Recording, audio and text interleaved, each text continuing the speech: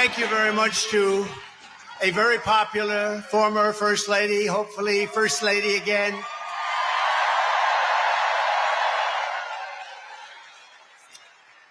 And I just want to say a very big hello to a special place, New York, and to an incredible arena, Madison Square Garden. Incredible.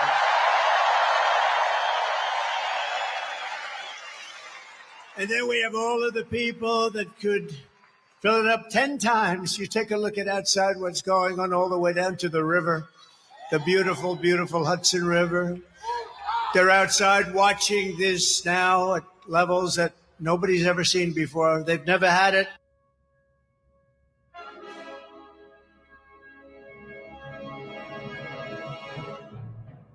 Want to get it off your chest? You're in the right place. They accuse this show of being run by boobs. Well, let me tell you about these boobs. We're real and we're spectacular. Want politics and fun sprinkled with a lot of laughs?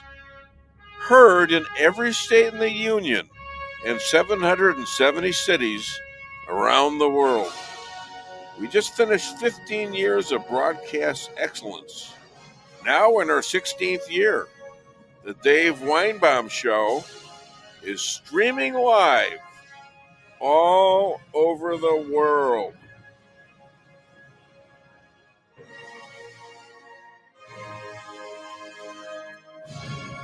Let's believe we're even with Kamala. Maybe even a little behind. We do have momentum. We also know our DOJ, led by Biden and Garland Merrick, sued Virginia and Pennsylvania on illegal aliens and other people who admitted to being non-citizens, demanding that their votes must be counted. That's our own DOJ telling us that we got to vote.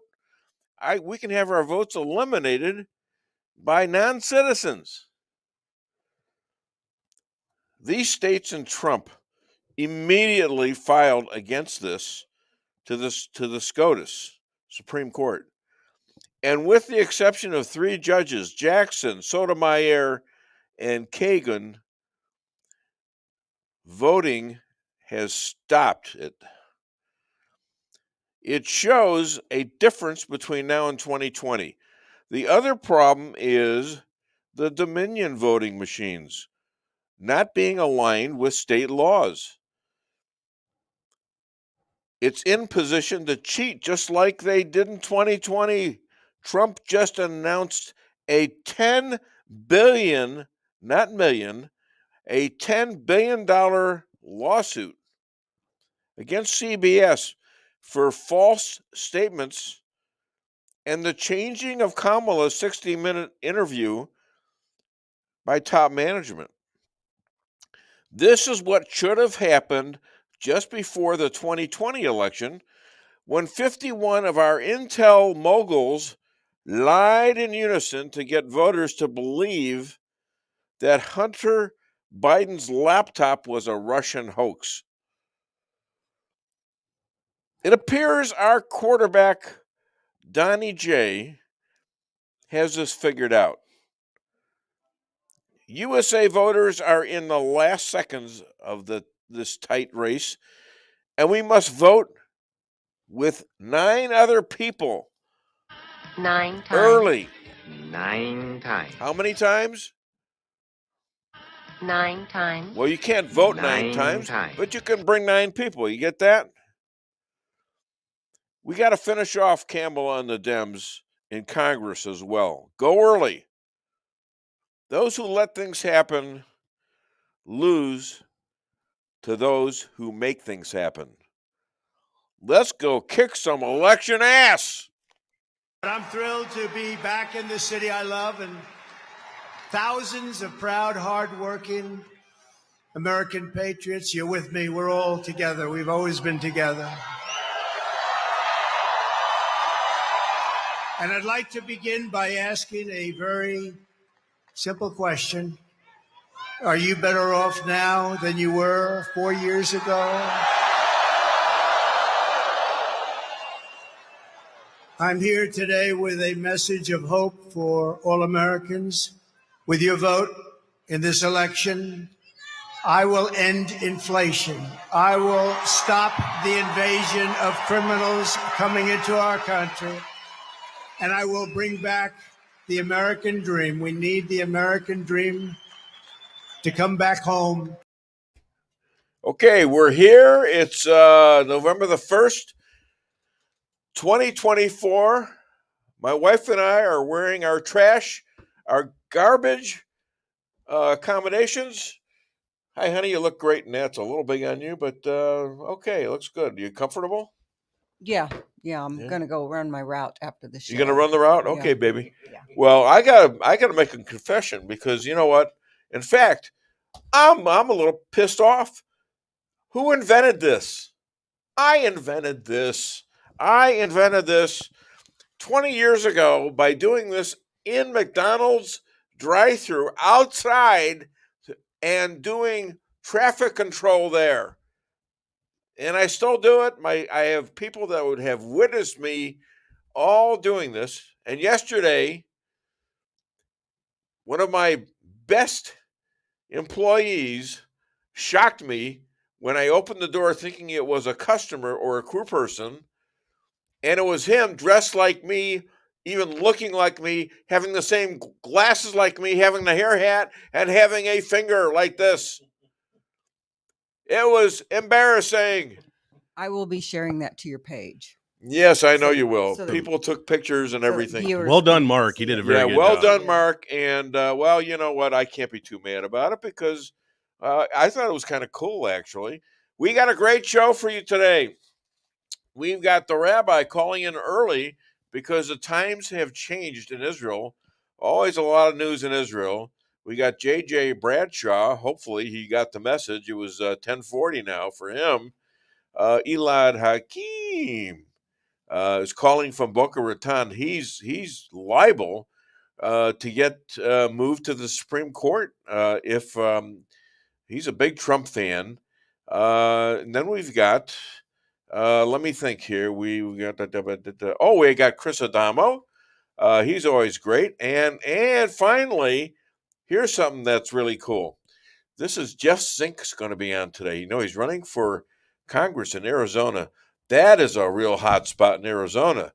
They've got laws there that they're trying to uphold against the wishes of the Dominion machine runners, and it's contrary to their state law, and that's happening right now. And it proves how dedicated Jeff Zink is because today is Jeff's birthday as well, and yet he's going to be on the show. Birthday, and so he calls me up yesterday, and he says, "Dave, I have to talk to you a bit."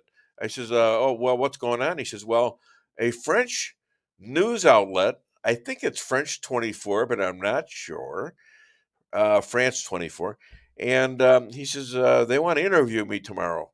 I says, "Okay, so what?" He says, "Well, they want to interview me tomorrow during our time on your show." And I told him that I got to go on Dave Weinbaum Show. And they said, fine, we'll just listen to it on our channel in France. Okay? And that's a big outfit from what I understand. So we're going to be on French.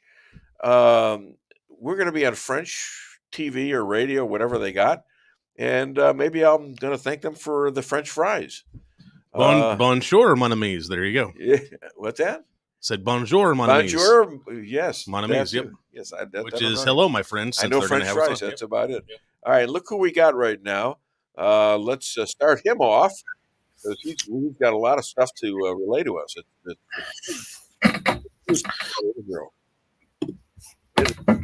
a minute. Oh, you can't hit it.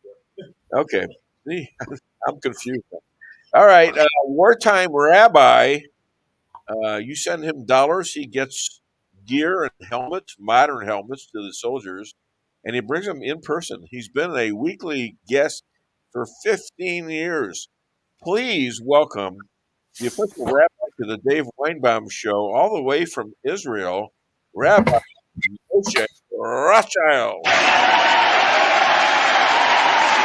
Well, good morning. I'm glad to see that now you are going to replace JJ. Apparently he got that message. I was a little worried about. All right. But he understands. I'm pretty sure.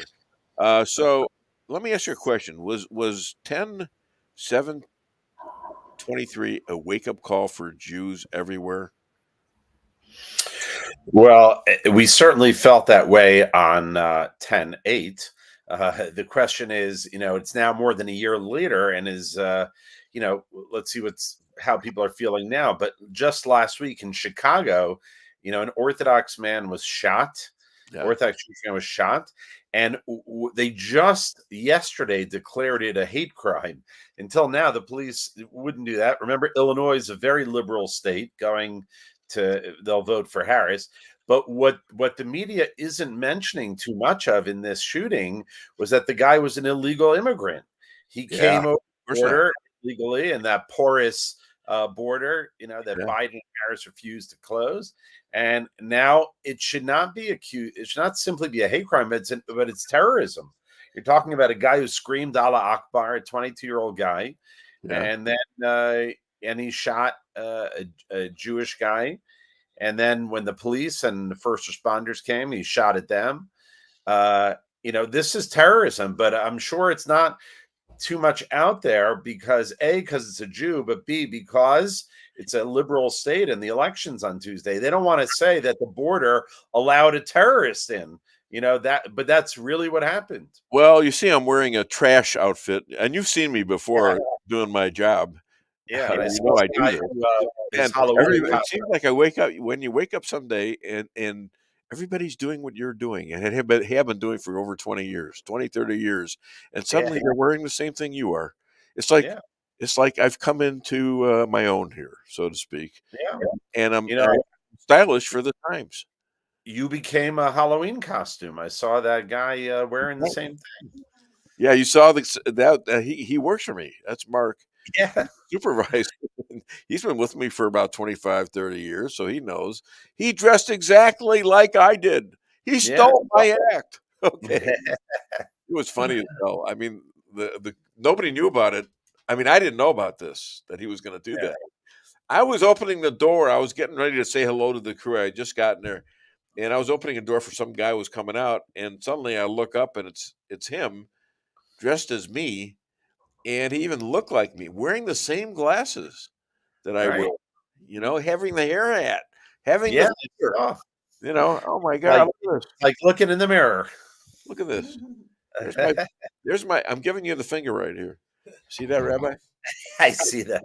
You know what? I've never given a finger before to a rabbi. It's an all-time first. Anyways, so you got Michigan, Detroit blacks, Muslims. I'll say that again. Detroit blacks and Muslims from Michigan going for Trump. What's going on? And let's talk about the relationship between Muslims and blacks in Israel, because a lot of them are loyal to maybe not a lot, but some of them are loyal to Israel. You have, first of all, you have a lot of people loyal to Israel because of their faith, and it's faith driven. But I think what you're seeing now is this amazing momentum of all kinds of people getting behind Trump and supporting him, and from Muslims and blacks and Latinos, and the momentum is really building. It's too bad the election's not 2 weeks away, because I think it would be a landslide if you had another 2 weeks. I think it may just be a landslide, although a lot of people have voted early, and a lot of that is, at least they're talking about it, that the Republicans are voting in mass early. And sure, I would agree with that. That if they saw the events of just the last couple of days, she's falling apart. Her campaign's falling apart. She has no issues to stand up. Her whole speech is the same all the time. Trump, Trump, Trump. He's a Nazi. He's a fascist. He hates women. He hates everybody, and so on. And her joy campaign has become quite joyless. Meanwhile, she's out there in the front of the White House, and I'm pretty sure she gets her crowds from buses. I can tell by the way they laugh and are so overly eager to do this. In other words, they're paid actors. They bus them in and bus them out. All right. And so then all of a sudden, Biden, who is simmering in the White House, just there outside, inside of this mass audience for Kamala, when he knows this was his right. He was voted in. Okay. Yes, she still hasn't gotten a vote. Okay. Well, so he was. I'm saying he was watching from the White House. He had his nose pressed to the window, I'm sure, trying to get a good view. Maybe even had a set of binoculars. And what did he say? He says those Trump voters are all garbage. We're garbage. Well, look at this now. Every woman now, even after Mark Cuban came out and said, if you're for Donald Trump and you're a woman, you're a dumbass, pretty much. And so now everyone's wearing this. The women are wearing this. My wife is wearing it. Yeah. Okay. It's amazing. I've never seen anything like this. Yeah. Anyhow, so Lebanon. Is there peace with Lebanon with Israel? I don't think so. Is there? Not real. I'll tell you. Here's a scoop, an inside report. I've spoken to my son's friends who are in Lebanon and in some very, very top military units. And they told me that at this point, the Hezbollah are terrified, and every time they get there, they turn and run because they're the biggest chickens. Israel's going the house trying to clean them out, and they're surrendering and running and just totally scattering out of complete fear of the IDF. Is this Hamas or Hezbollah? Hezbollah in Lebanon. Good. I'm hearing this. I've heard it from 3 different soldiers who just came back out of Lebanon for the weekend. They said at the beginning they were like fighting, and now they're all running. They're all scared. Well, you know what? They didn't think you guys were going to do that. Right. Look, they had no idea. That's why I asked you in the first place. Was this a wake up call? Yeah. Because you used to have your mowing the grass crap. Okay. The situation is different in Lebanon because there's no hostages. So Israel can operate freely and not worrying about killing their own hostages or worrying that they're going to accidentally, bomb an area and get Hamas all angry, and then Hamas is going to turn around and kill hostages if there are any alive, actually. But they don't have. It's not a consideration in Lebanon, and so when Israel can operate freely in Lebanon, we've destroyed. The army announced this week that we've destroyed 70 or 80% of their missiles and their drones, and we've diminished their capabilities dramatically. And it's really in short order, and it's just a matter of time. We're talking about weeks until Hezbollah is they're completely decimated and gone. But because we can operate freely, Hezbollah doesn't have hostages. So that's neither does Iran. Right. All right. So Iran is making threats, even though they're getting their butts kicked. At least they're the apes they've got out there. They're getting their butts kicked, and now Iran is out there threatening Israel after that controlled attack. Why was that attack controlled? That was Biden, wasn't it? Well, maybe, but it was actually, I don't know if you know Caroline Glick, but she does an amazing analysis.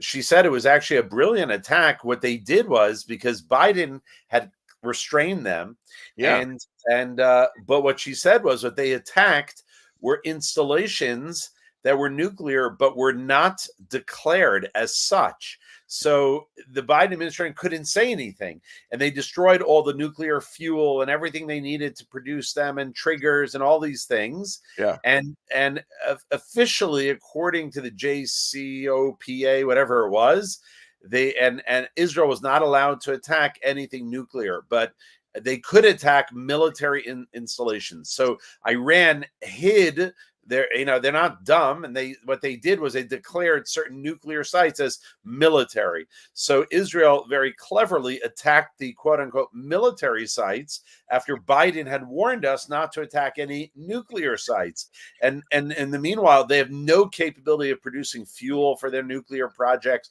Wait a minute. So they did hit the nuclear sites. Is that correct? Exactly. They labeled it as military. They were the sites that were hidden as quote unquote military sites. So now Biden. Oh, well, that's a scoop too, isn't it? Yeah, she was saying that Biden. Why would they do this and not go?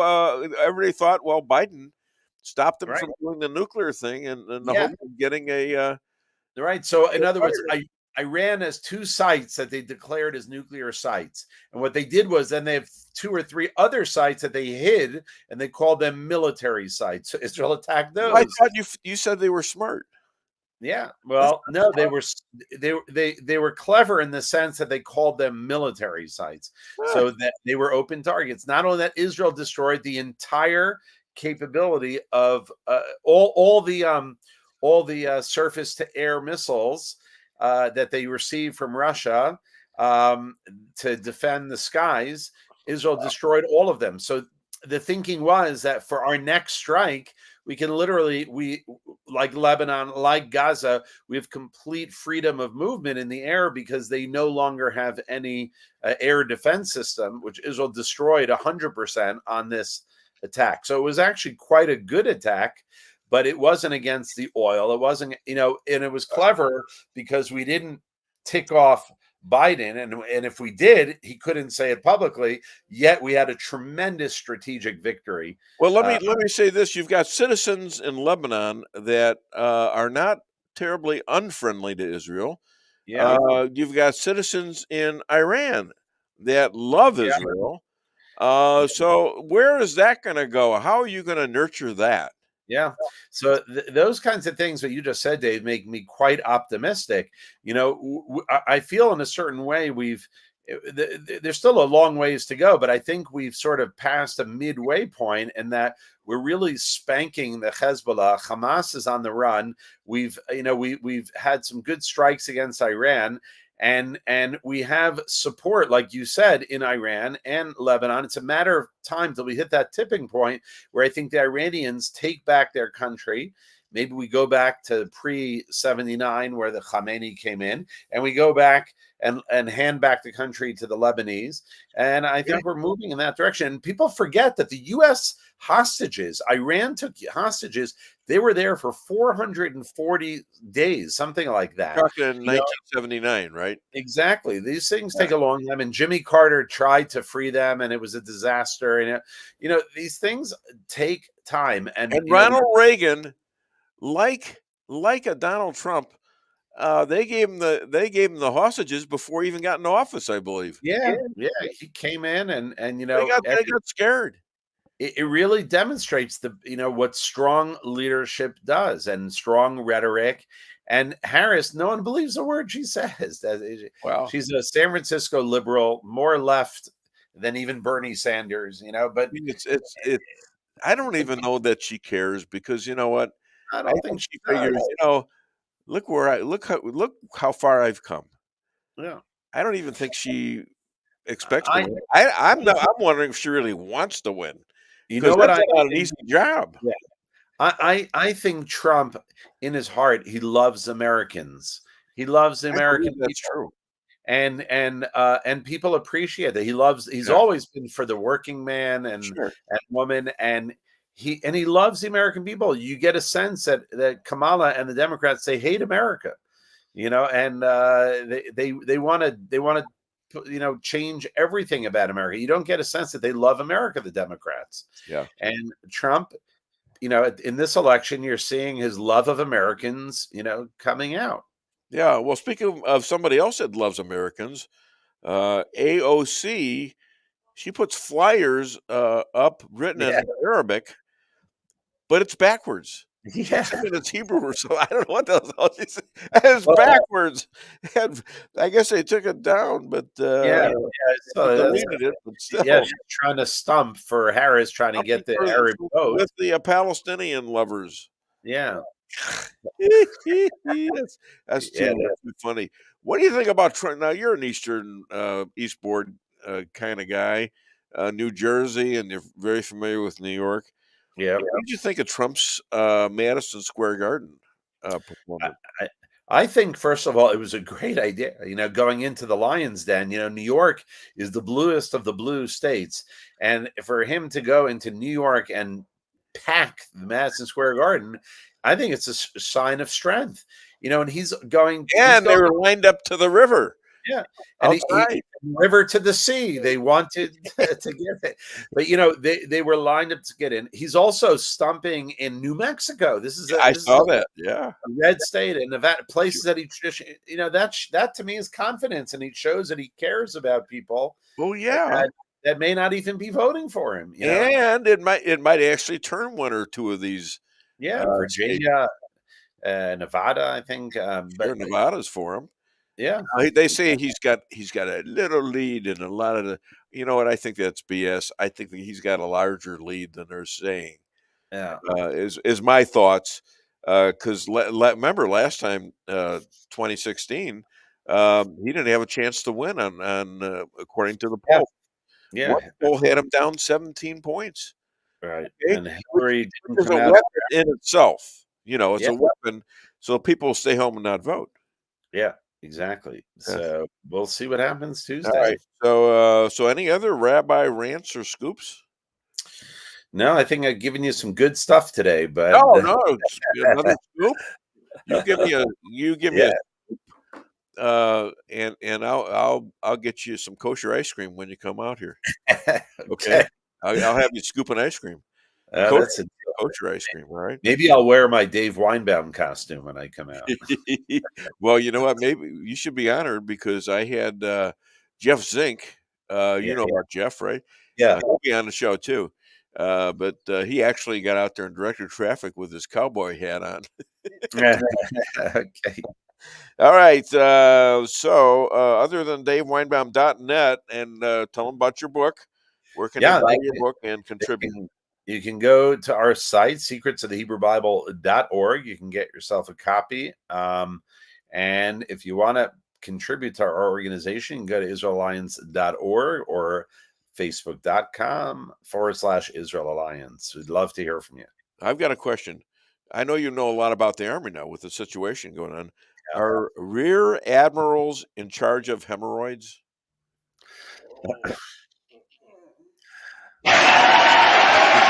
I don't know. I mean, you think of the rear admirals. I mean, these guys probably get a lot of hemorrhoids doing their jobs. So are they working the back line? Apparently. Oh, see. Okay, that was a winner. My wife called terrible loser, but okay, whatever. All right, Rabbi. Shabbat shalom, my friend. All right, guys. All the best. Thank you. Hi to Yoni and the kids, especially the one up at wherever he is. Thanks, pal. Bye-bye. Okay, pretty good so far. Up next, we got J.J. Bradshaw.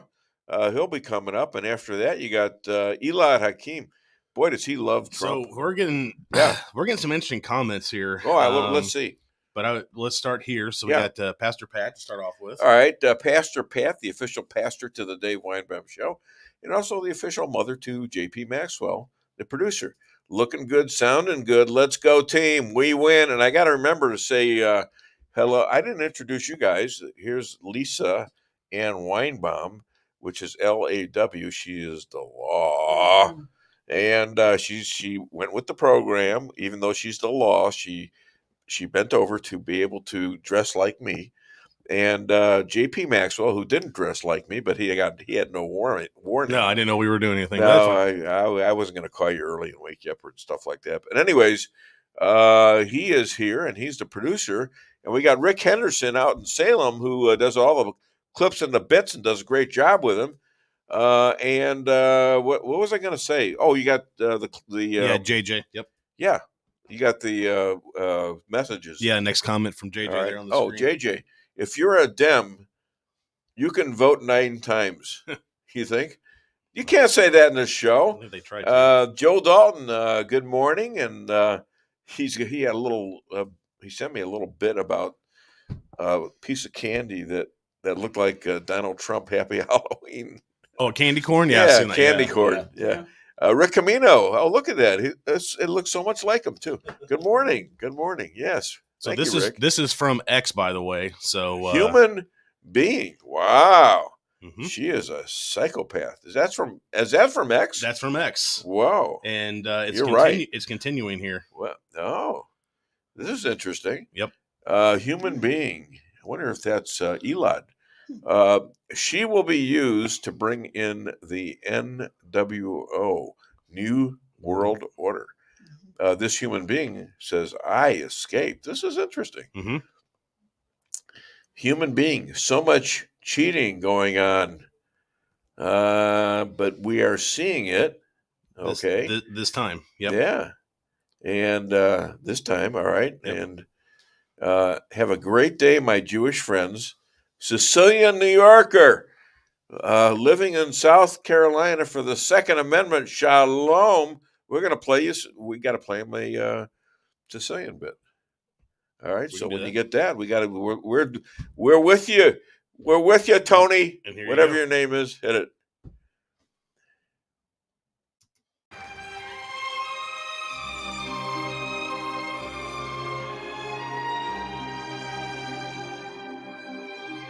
Did you hear about the crab who grabbed a live wire? He was shell-shocked. Forget about it. You know, I bet you, even in New York and New Jersey, they hadn't thought of that yet, but maybe they have. You know, you got to do what you got to do. Right there, human being, you know, the Sicilian. Well, you forget about it. You forget about it, but remember to vote. You know who you want to vote, all right?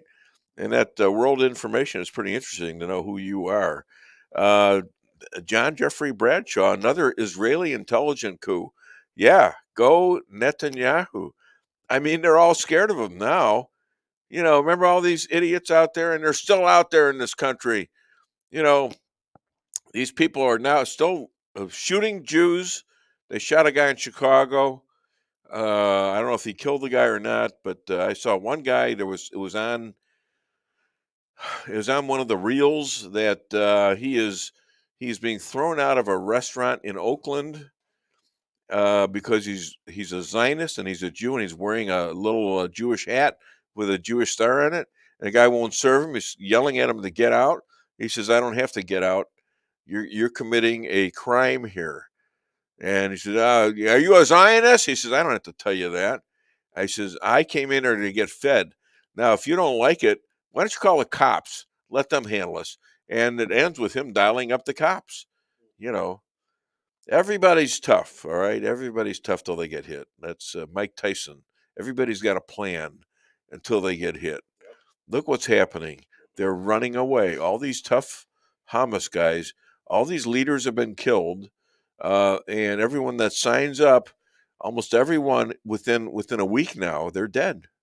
How do they keep doing that?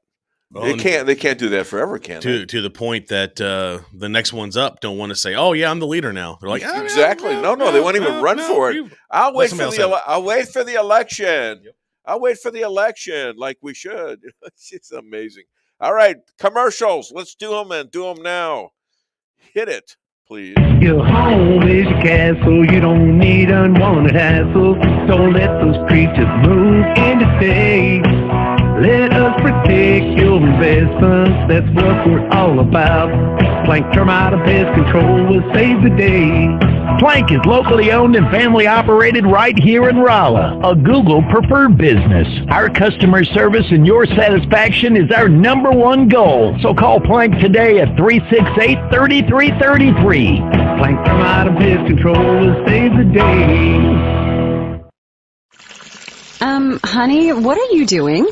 What does it look like I'm doing? It looks like you're filling up a swimming pool. Yep, I'm filling up a swimming pool. In our living room? How else am I going to watch the game and stay cool? If your AC is on the fritz, call Hartley's Climate Control. Hartley's is the area's best in HVAC repairs, installs, and maintenance. Knowledgeable, honest, and dependable. Serving Rolla and the surrounding areas for commercial or residential needs. Hartley's Climate Control. Community born, community raised, community serving. Call Hartley's Climate Control today at 573-368-3163.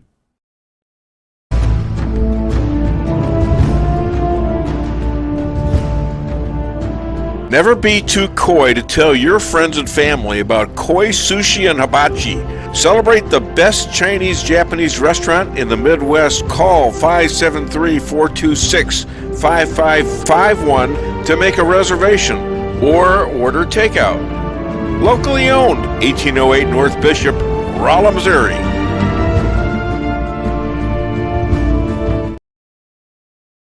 We can sum up McDonald's new crispy chicken sandwich in one word. Crispy. But also juicy and tender. Okay, it's crispy, juicy, tender. All one word. But then, also pickle. Oh, and potato bun, which is two words. Okay, we can't sum up our new crispy chicken sandwich in one word, so you'll just have to try it to understand it. Order ahead on the McDonald's app at participating McDonald's. Ba-da-ba-ba-ba. Merrill's Quarry and Asphalt, 40 years serving cities, counties, and everyday businesses with driveways for people who live and work in our little piece of heaven right smack dab in the middle of America. Call 573-578-9101 for your free estimate of rocking, rolling, paving, driveways, sealing, and striping too. That's 573-578-9101 for your free estimate. Your home is your castle. You don't need unwanted hassle. Don't let those creatures move in to stay. Let us protect your investments. That's what we're all about. Plank Termite Pest Control will save the day. Plank is locally owned and family operated right here in Rolla, a Google preferred business. Our customer service and your satisfaction is our number one goal. So call Plank today at 368-3333. Plank Termite Pest Control will save the day.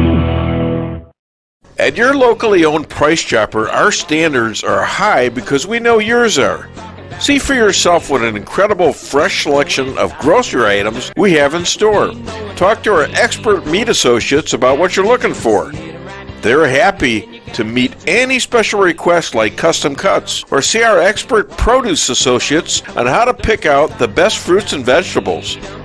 Quality in the deli means fresh, full flavor, and always delicious. If you're craving fresh baked goodness, we have that too. You can expect the best selection and the best value while interacting with our friendly and knowledgeable employees. You can find what you're looking for fast and easily at the best prices at Price Chopper. Fresh savings every day.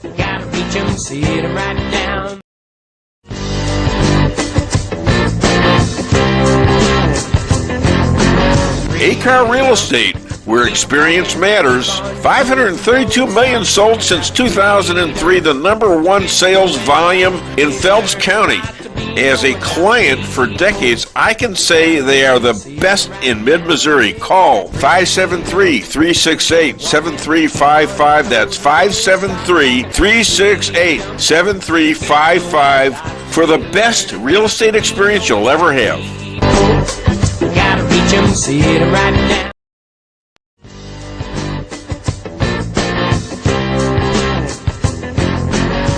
Insurance going up like crazy? Daniel and Henry Insurance is one of the largest private insurance companies in the world. Richard Boyette, 314-444-5011. He's my guy at Daniel and Henry for 10 years. Business or personal, call Richard at 314-444-5011. He's the best.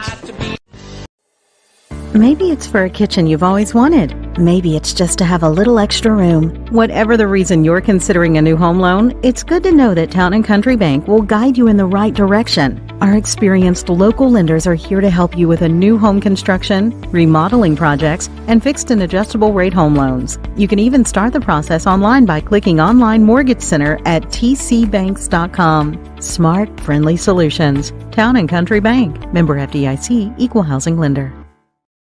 Okay, we're back, and you know what? I was timing this because I know JJ's watching, and here it is just now turned into his time, and I was a little surprised he wasn't there, but he was watching because he was sending us comments and stuff like that about the rabbi, and look at that, there he is. How about that?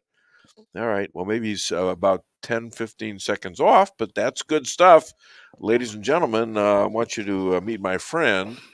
My friend is this gentleman who's 256 years old, and he's got his own spot here. He is the opening act, the official opening act, until the rabbi has to go to temple for the Sabbath, and they change the clocks out there already. I think they're going to change it out here pretty soon. He goes back to the Revolutionary War. You see him wearing a metal yarmulke.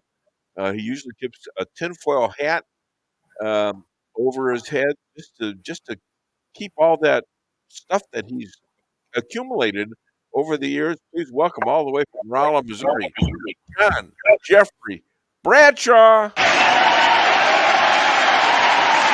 JJ, what's on that fluid mind of yours? Well, Dave, this is a very interesting time in our history. We have 4 days left until what may be the most influential presidential election and Senate and Congress election, perhaps in my lifetime. And my lifetime's rather long. So I want to talk about election stuff today and things that are unfolding. With 4 days left, I'm sure people are watching network news and watching podcasts and trying to reinforce what they already think. If you're a Harris voter, you of course are looking for things to reinforce your vote for Harris. If you happen to be a Trump voter, then you're looking for things to reinforce your Trump vote. Sure. So let's start. SCOTUS. Supreme Court of the United States did an emergency decision a few days ago. Virginia was removing 1,600 non-citizens from their voter rolls. Number one, why were those people on the voter rolls to begin with? But the Biden DOJ, corrupt though it is nothing but an appendage of the Democrat Party, had sued, wanting to keep these people on the rolls. And in an emergency order from the Supreme Court, Virginia was ordered to remove those people from the rolls. Now, my big question here, Dave, is why the Biden DOJ would sue to keep people who are clearly non-citizens, and we have a law that says only citizens can vote. Why did the DOJ sue against a law that was on the books? It's pure election cheating. Yeah, they're so thoroughly corrupt. It's a crime against your constitutional right to make a vote, because they cancel your vote out. And it's against your rights in the Constitution. Well, and I'm going to say this too: the Supreme Court justices have voted against it. Sotomayor and Jackson, and who was the other one? Starts with an E. And all those three of those, Hagen or something like that, and all these three ought to be impeached. They're voting. They're voting so other people cannot execute their constitutional right to vote. Yeah, the fact that the DOJ would sue this exposes them as being about as anti-American as you can get. You know, the last word in Department of Justice is justice. And one would think their mandate would be to provide justice for every citizen without any care of what party they are. Are you conservative? Are you liberal? Shouldn't matter. DOJ was established to be like you see the lady with the scales in her hands with the blindfold on. Justice is supposed to be blind, and it clearly is not in this case. There's a whole bunch of other stuff I want to talk about too. The Washington Post, which is not known to be a very conservative outfit, right? Isn't that interesting? Decided that they would not endorse any candidate this year. Now, they have been endorsing liberal causes for decades. Sure. And in this case, I think they decided that Kamala Harris was too radioactive to endorse. They lost 250,000 subscribers as a result of that, which says that the Washington Post readership is largely liberal, and they're protesting against their failure to endorse Kamala Harris. This, again, shows that there is serious bias and serious corruption going on in the Northeast, like ridiculous amounts. Well, the LA Times surprisingly followed suit. How about that? Yeah, and Bezos owns, Jeff Bezos, Amazon, he owns the Washington Post, and you know what? He's a businessman too. Yeah. He knows that Harris is going to make him lose money, a lot of money. Well, Bezos recognizes a ship that's sinking when he sees one. Exactly. And I believe that the Harris campaign is rapidly sinking. She's been underwater at the polls for a while. They're going to cling to every possibility of cheating, though, that they can. Now you got a problem with the Dominion machines again. Again, yeah. One would think we would have remedied this by now. Did you hear about Trump's $10 billion suit against CBS? I do, and I think that's just a wonderful thing. That 60 Minutes alteration. It kind of makes you tingle. My back is now tingling. Well, I don't have much hair left on me, but what is there is standing on end as a result of that.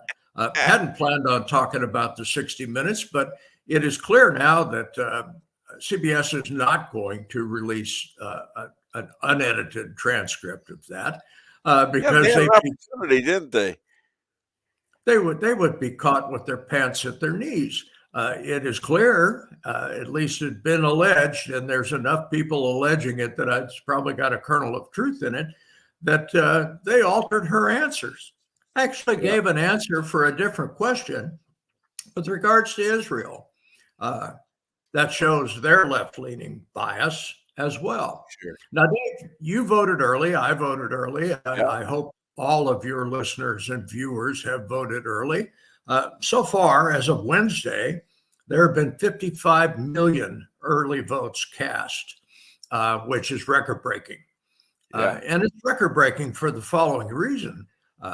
I think most of the voters believe that our election system has been corrupted, and getting your vote in early will make sure that it gets counted. I think there's going to be a big splash on Election Day, the next Tuesday, that a whole bunch of machines aren't going to function correctly. There you go. Or they're going to tally votes for We're all Kamala wondering Harris. about that.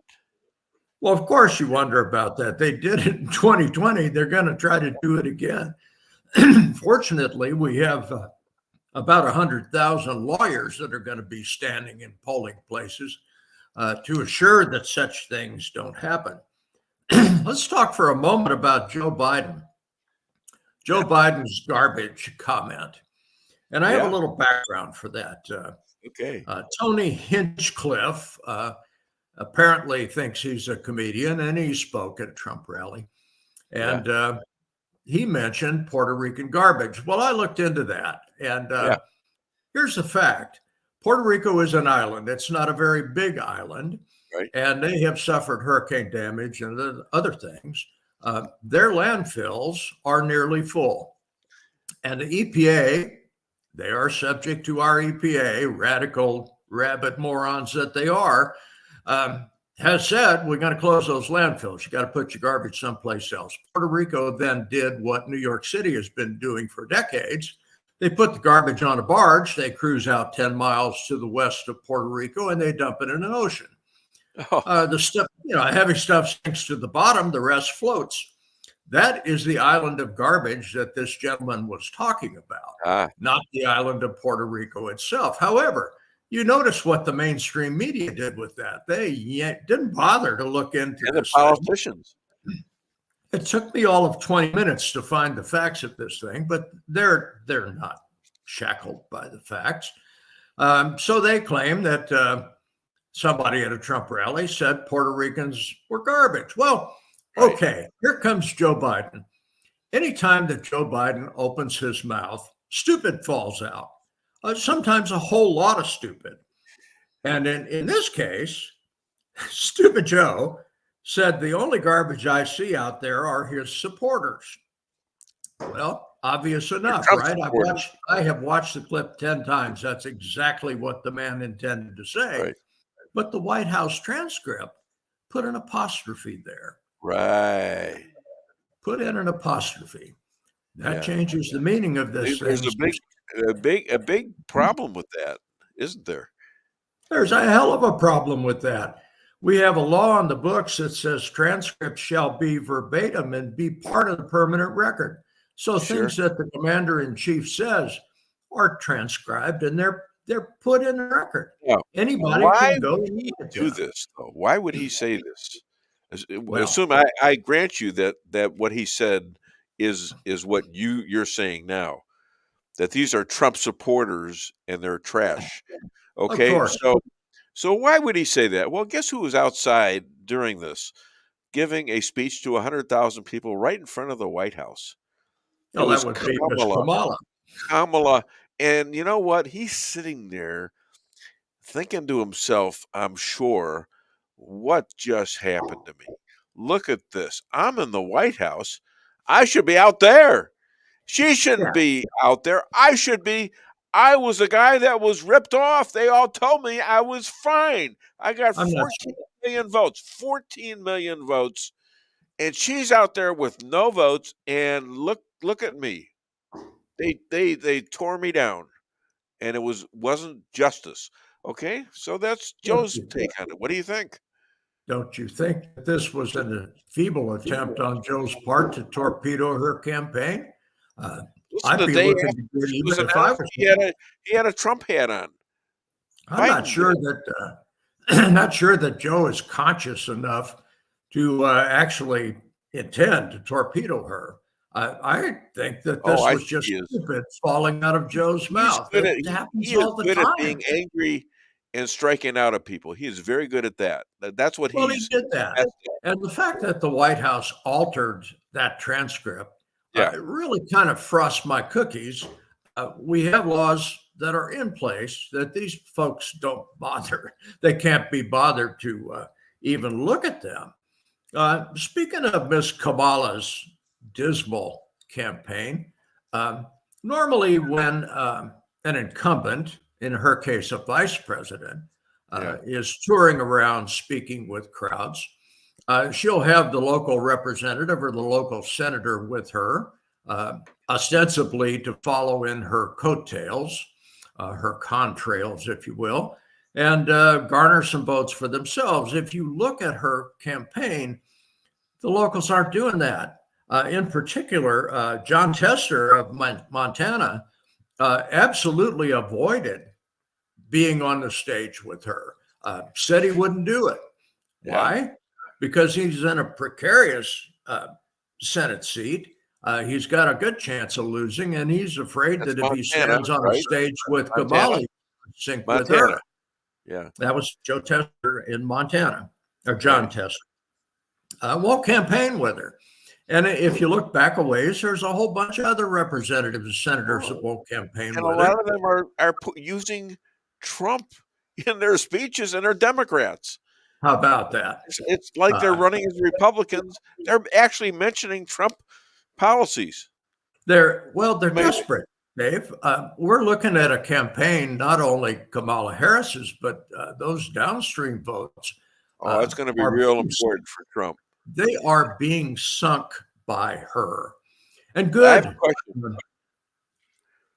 What's going to happen when and if Trump gets in, hoping he does get in?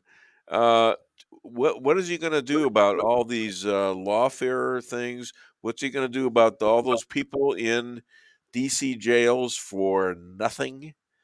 What is it going to look like after? Well, I right can after give the you my election? prophecy if you'd like to hear. What are the Democrats going to do when and if he gets elected between the time that he's elected and the actual inauguration? Time he's sworn in. Yeah. Yeah. They got a problem, and they're going to provide some seriously desperate measures, last minute stuff, try to torpedo Trump. Now, when he's sworn in, here's my prophecy. Let this yarmulke off so I can let this information bleed out of the top of my head. Okay. You notice that Trump has an independent group of planners that normally there's a transition team that works with the outgoing administration to make a smooth transition. Trump has chosen not to do that. And the Dems are freaking about that because they can't put a mole in there and torpedo what he's going to attempt to do. So here's what's going to happen. First off, Donald J. Trump gets in office. His first 100 days, he's going to remove the security clearance from about a third of the top lettered agencies, their leadership. With no security clearance, they literally have no job. They're ineffective. And he may choose to keep them on the payroll, but they won't be able to move against him. They no longer are privy to the inside knowledge. And I think he's going to fire a whole bunch of them in any legal way that he can do it. Well, that's top normal. That's normal. I sincerely hope that he promotes from within, because I do believe that down in the ranks of things like the CIA and the DOJ, there are people that are actually constitutionalists. And the FBI don't be running the show. Instead of being minions to political hacks that are running it now. I think he's going to do that pretty quickly. Number two, he's going to refund that border. That money has been siphoned away by the Democrats. I think by executive order, he's going to reinstate that. And I think you're going to see considerable construction going on at our southern border. And the next thing, the deportation. This is the tough nut to crack in this thing, because you've got 12 million people that you've got to round up and send back across the southern border. I think he's going to concentrate on the gangs first thing, round them up and send them, or execute them. Do whatever you need to do, Don. I'm behind you, and get them out of here. That's going to require a hell of an infrastructure. So I think you're going to see the Border Patrol, and he's going to enforce laws such as if you kill an American, you will be executed. No ifs, ands, or buts. And or if you attack a police officer, 10 years in jail, no possibility of a parole. Yeah. I think Donald Trump is going to dig out our laws that the Democrats have chosen to ignore all this time and have his DOJ enforce those laws. Yeah. If you look at the current administration, and the Biden administration is about as limp as they come, a Kamala Harris administration would be limp as well. I think you're going to see Trump immediately start enforcing our laws with some vigor. And once he kicks out the top maybe third of the DOJ, I think there are young bucks in there that would be thrilled to prosecute these folks. And let's not forget people like Nancy Pelosi. Let's not forget Chuck Schumer. Let's not forget Pencil Neck Schiff, who did indeed badly on Donald Trump. People say he's going to take revenge. Well, maybe it is substantially revenge, but I believe he's going to enforce the laws that are on the books, and these folks have violated those laws. I do believe he is going to pardon all the January 6 folks. I think that's going to happened day number one because they were prosecuted way too much for what amounts. Some of them have not been to trial yet. Some of them That's aren't right. allowed to see their lawyers. Whatever happened? We got Ryan Zink to talk about with Zink, yeah. Father Jeff, who's in jail right now. Yeah, he's in jail right now, and they dropped both of the felonies that he was convicted of. This is all minor stuff that he's still in jail for right now. Well, of course, this is political persecution, and it's obvious to anyone that studies this stuff. Something must happen to these judges who pulled that. The judge that pulled that kind of thing. I he think needs to go. I don't know if there's a mechanism. Are judges above the law? Seriously, are judges above the law? Apparently, in the Biden administration, they are. But I do believe that Trump is going to vigorously prosecute the folks who have sullied our laws and sullied our Constitution. I think there's going to be some payback. Now, the Dems are going to say, well, this is all revenge. Well, maybe it is. I mean, look at the awful things you did to this guy. I would certainly be looking for revenge. I'd like to set you folks on fire, but that's just me. But I think Donald J. Trump will go through the judicial system and prosecute these people as they should be. I think a pardon for the January 6th folks. You want him to do this to bring it back to justice. You don't want him to do this in the sense that he's going to overcharge these people. When he got into office, although he said during a debate once that he was going to throw Hillary in jail, he never did anything to her. Never did anything to her. Didn't bother. All right. She is radioactive. Why? Here's the problem. Here's the problem with Hillary and those of her ilk, and that includes the Obama regime. Those folks have dirt on almost everyone in Washington, D.C. Absolutely. That includes the Congress. That includes the judges. So would you prosecute someone who had a whole book of dirt that she could prove on you? Well, no, she's radioactive. You leave her alone. I pray that she goes to meet her maker by natural causes pretty soon. Wait a minute. Are you saying she's got enough stuff on Trump? Everybody knows everything about Trump. No. Not necessarily Trump. She's got dirt on all those others. All. The Congress, the Senate, the judges, all of them. Yeah, they've been collecting dirt on people for decades. Obama did the same thing. So let her rat them out. Jail free card, Dave. Wait a minute. Wait.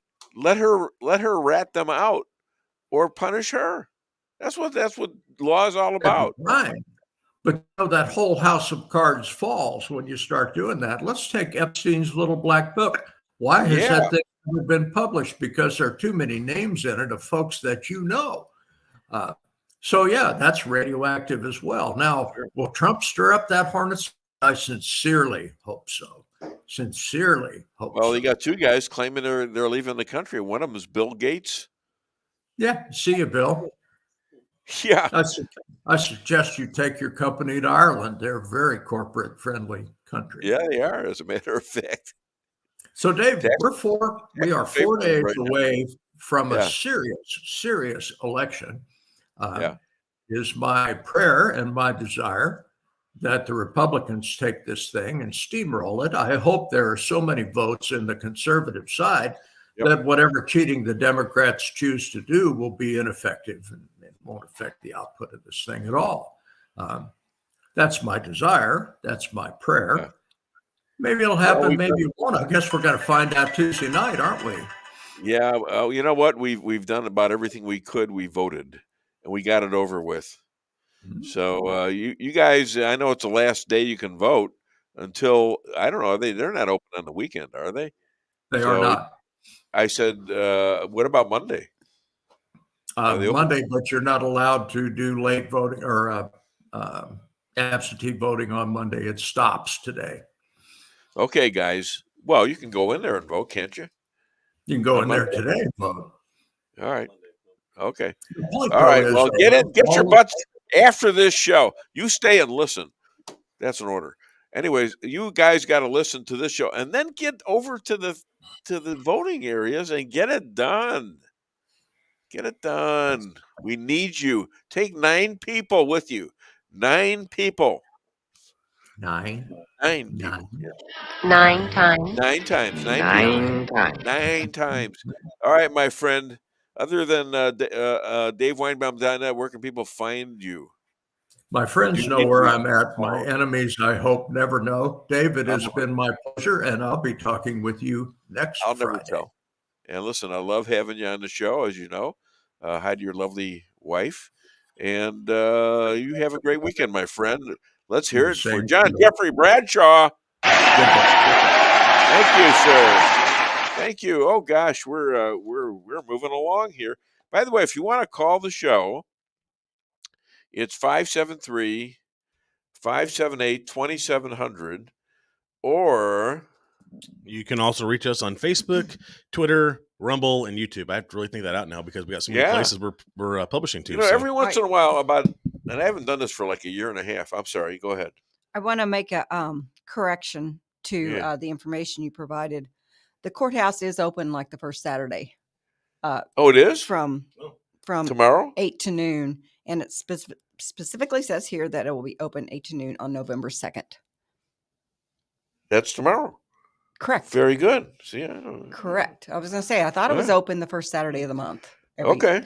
That's good news. So that's good news. But I double checked. Do I see all the? Why are you moving the clips that people send?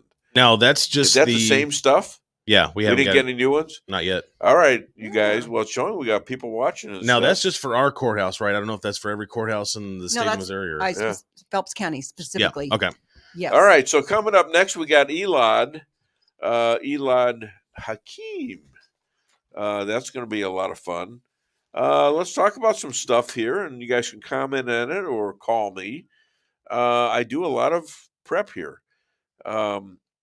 So let's see. Joe Rogan's 3-hour interview show with Donald Trump was shut down by Google. You talk about me. I'm a little guy in this business, but shut down by Google and YouTube. And he made such a stink about it that they had to put it back up. But he was on Rumble, where I'm at. And Rumble hasn't done anything to me lately that I know of anyways. There was a Jew in North Chicago shot walking to the synagogue. That's what the rabbi was talking about. And it was a illegal alien, I believe. The suspect was shot by cops, the victim recovering now. So you still got, they're still hunting down Jews in this country. And I don't know, it's worse than it's ever been in this country. Let's put it that way. So we have to stand up for ourselves. I mean, that's all there is to it. We don't want to get caught in a position of a Holocaust. If someone's firing at us, we want to be firing back at them. So buy your guns. Go ahead. So I went early voted this week. First time I've ever done that. I always wait till election day. My main concern was I just don't believe that there may not be events that happen on election day that may prevent us from either getting to the polls or make it very hard for us to get votes cast that day. It's exactly what they did in 2020. So in Arizona, I decided to go early. It was kind of refreshing because kind of a long line right here in our little county. It took me 45 minutes to finally get through to be able to cast my vote. But one thing that I was curious about is they have a little box that you put your ballot in. Yeah. And I said, okay, well, it's not getting counted right now. Right. What happens with this? And they explained, well, they keep this under lock and key. They wait till election day. They take this over to a center where they have bipartisan people stand there as it's open, and they start counting them. And I said, you never really know. Never really know. And the lady standing there said, well, you're quite astute about all this. I said, no, I just don't trust anybody. So that's you could have given a plug for the show. Hey, I'm the producer of the Dave Weinbaum Show. I know this stuff. I told her I'm a huge skeptic and I just don't trust anything. So, well, we'll see. But they explain the process. I understand that. And I see somebody's calling. Hi there. Welcome to the Dave Weinbaum Show. What's your name and where are you calling from? Adolf. Hello. Adolf. Oh, Adolf. Hello. Hi, Adolf. How you doing, buddy? Oh, not too bad. Good. Pretty good, in fact. Your what is back? I got good news this week. Good. Let's hear it. My cancer is just about gone. You the man. Woo! Let's hear it. Do we have a little applause or something? Yeah. All right, enough. They got to pay him overtime, for God's sakes. I can't afford it. Ain't that the truth? Yeah. Hey, how do you like good your for you. new economic report? Which one? There's a The bunch one that of just came out this morning, where you 2 point something economic growth and about 2 point something inflation rate, which means zero. Yeah, I thought it was 2.8 growth. Yeah, that's okay. I mean, the problem is if they get back in, it's going to turn right around. You know, they're using oil out of the place where they keep oil for emergency, and that's how they're keeping the price down. We get into trouble, we're screwed. They're not. Oh yeah. They're short on arms. Obviously, they're short. FEMA's saying we have no more money for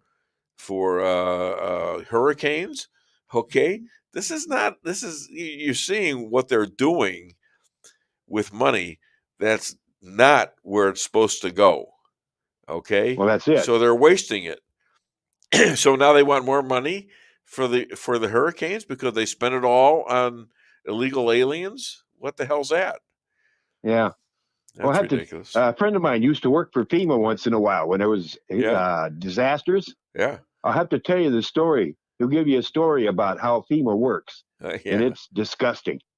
Oh, now they're DEI. You know, they got to save certain people before others. Which means Well, they spend most of the money they spend on people running back and forth doing nothing. Yeah. Hey, John Jeffrey Bradshaw has a little message for you. Go. What's that? Go Adolf. Prayers thank you answered. much. Prayers answered. Good for you. We keep trying hard. No, that's good. That's great. All right. All right. I might see you a little later over at the store. Oh, okay. Yeah, I'll be there. I think. Okay. I'm already. It's Friday. I know you're not looking, but I'm dressed for it. You know, I have become stylish by chance. Is that because, right? Yeah, I've been wearing my hair hat. I've been wearing bring a hair hat. I've been wearing these jackets, these trash jackets, I guess I call them. Okay. Garbage. That's a good one. Garbage ones. I thought they were just workman's things or highway jackets. But anyways, I've been wearing them for 30 years, directing traffic in my drive-thru. And as a matter of fact, we're all garbage, right? Hold on. My finger fell off. Uh-oh. I'm giving you the finger right now. Oh, right? Okay. Thank you much. Actually, you can't tell if it's the right finger or not. Right there. Well, it's for you, buddy. Oh, I appreciate it. I bet you do. All right. Say hi to your lovely wife. Okay. Can do. All right. Thank you, pal. Yeah. Bye. Joanne. Yes. Okay. Bye-bye. All right. That was great news. Yeah. Excellent news. You know, you always want to see that. Absolutely. Your friends get he's better. Been fighting it hard for at least a year now. At least, yeah. Maybe 2 years now. Maybe. At least you got it. All right. So hey, we haven't done any clips or anything like that. We have a few clips, but let's do 2 and 3. Our country will be bigger, better, bolder, richer, safer, and stronger than ever before.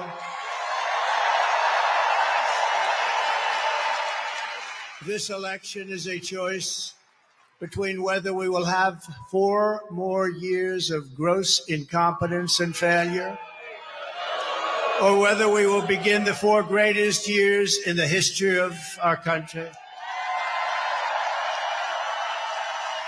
We will achieve success that no one can imagine. We will have the strongest economy, the most secure borders, the safest cities, the best trade deals, and we will dominate the frontiers of science, medicine, business, technology, and space. This will be America's new golden age. It's going to happen quickly, too, very quickly. Every problem facing us can be solved, but now the fate of our nation is in your hands. Next Tuesday, you have to stand up and you have to tell Kamala Harris that you've done a terrible job, that crooked Joe Biden has done a terrible job. You've destroyed our country. We're not going to take it anymore. Kamala, you're fired. Get out. Get out. You're fired. Tequila can help ease you out of your shyness and let you tell the world that you're ready and willing to do just about anything. You'll notice the benefits of tequila almost immediately. And with a regimen of regular doses, you can overcome any obstacles that prevent you from living the life you want to live. Shyness and awkwardness will be a thing of the past, and you'll discover many talents you never knew you had. Stop hiding and start living with tequila. Tequila may not be right for everyone. Women who are pregnant or nursing should not use tequila. However, women who wouldn't mind nursing or becoming pregnant are encouraged to try it. Side effects may include dizziness, nausea, vomiting, incarceration, erotic lustfulness, loss of motor control, loss of clothing, loss of money, loss of virginity, delusions of grandeur, table dancing, headache, dehydration, dry mouth, and a desire to sing karaoke and play all-night rounds of strip poker, truth or dare, and naked twister. Warning, the consumption of alcohol may make you think you're whispering when you're not. It's a major factor in dancing like a retard. May cause you to tell your friends over and over again that you're in love with them. Also may cause you to think you can sing. Alcohol may lead you to believe that ex-lovers are really dying for you to telephone them at 4 in the morning. Alcohol may make you think you can logically converse with members of the opposite sex without spitting. It may create the illusion that you are tougher, smarter, faster, and better looking than most people. And it may lead you to think people are laughing with you. Alcohol may cause pregnancy. And it also may be a major factor in getting your ass kicked. So what are you waiting for? Stop hiding and start living with tequila. Tequila! There's look, people change and they go back and forth between God and not God and all that. And I'm just saying that in my opinion, I don't have a proof of anything about that, but I believe in God and I think it helps me and I'm sure it helps my wife and it helps us get through challenges. And I think God wants to help. But he's not going to help you if you don't help yourself. He gave you a brain for a reason. And the brain wasn't to call on God and say, fix my problems with a miracle. What he's giving you is a brain like, yeah. All right. Okay. That's enough of that. And we're back on the show. And suddenly I feel like I'm a rabbi. I don't know why. I looked at my jacket there and thought maybe that was a robe for a rabbi, and it's not. I am not a rabbi, but I do talk about God and my experience with God a little bit more than maybe I should, but it's important to me, and hopefully it will help other people. It helps me and helps my wife. She is a minister, by the way, and she is Christian, and I am Jewish, and we're both part of our religions, are we not? Yes. Okay, thank you for that ecstatic answer. So let me know what you guys think. Call the show, 573-578-2700, or... Yeah, you can also reach us on Facebook, Twitter, Rumble, and YouTube. And for those that are undecided voters, maybe that have not cast their vote yet, especially women, I think that this goes a long way. I wonder if I could play this real quick. We played a couple weeks ago. This is Megyn Kelly giving her perspective on what she thinks of Kamala Harris. And I think especially from the women's perspective that this is pretty important, especially with the amendments that we have here in Missouri and all that. So go ahead. I'm going to go and share the screen real quick so that we can listen to what Megyn Kelly has to say. I'm out. I've heard enough. I object on every level I have inside of me to object. If you vote for that as president, then you deserve what you're going to get. I do not deserve it. The people who are going to vote for Trump do not deserve it. It's a calamity how dumb this person is, and that she's been placed in this position by her party, by fiat, without anybody. There are smart people in the Democrat Party. She's just not one of them. They weren't allowed to run either when he was seeking to be renominated or once he got cooed right out of office. They elevated her for all the same DEI nonsense principles. They put her in the vice presidency, not to mention the AG position, probably the Senate position, and certainly the DA position that led to this path in the first place. She's not a smart person. That is on display every time she sits down for an interview. All right, that's Megyn Kelly, and that's, I don't know, you disagree with that? Let me know. I appreciate your, what you guys think is important to me. I'm very interested in it. And call the show or leave a message. Negotiations, I thought what was happening. Now, we got a big scoop out of the rabbi. Okay. Apparently, it wasn't what I thought before we talked to the rabbi. The Iranians thought they were getting away with it. They knew they were going to get hit. Israel told them they were going to get hit. Somebody leaked it out of the Pentagon from our country to the Iranians, which is treason, by the way. And so the Jews postponed it for a while. And what the Iranians did was they hid their nuclear weapons and nuclear fuel by putting signs on that this was military. Well, guess what? Those brilliant guys over there, they what they did was they justified what the Israelis were supposedly justified to do by the Biden administration to hit military objects and not the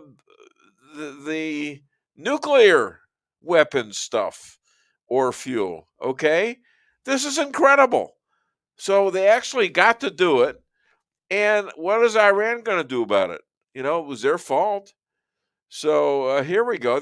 I know they're threatening Israel now, but they certainly, if the rabbi is telling me the truth, and I suspect that he is, since he gets he gets it off of people in the field who know better. The Hamas or Hezbollah in Lebanon is now on the run. They are, I didn't realize that, but they are running away from the Jewish troops in Lebanon.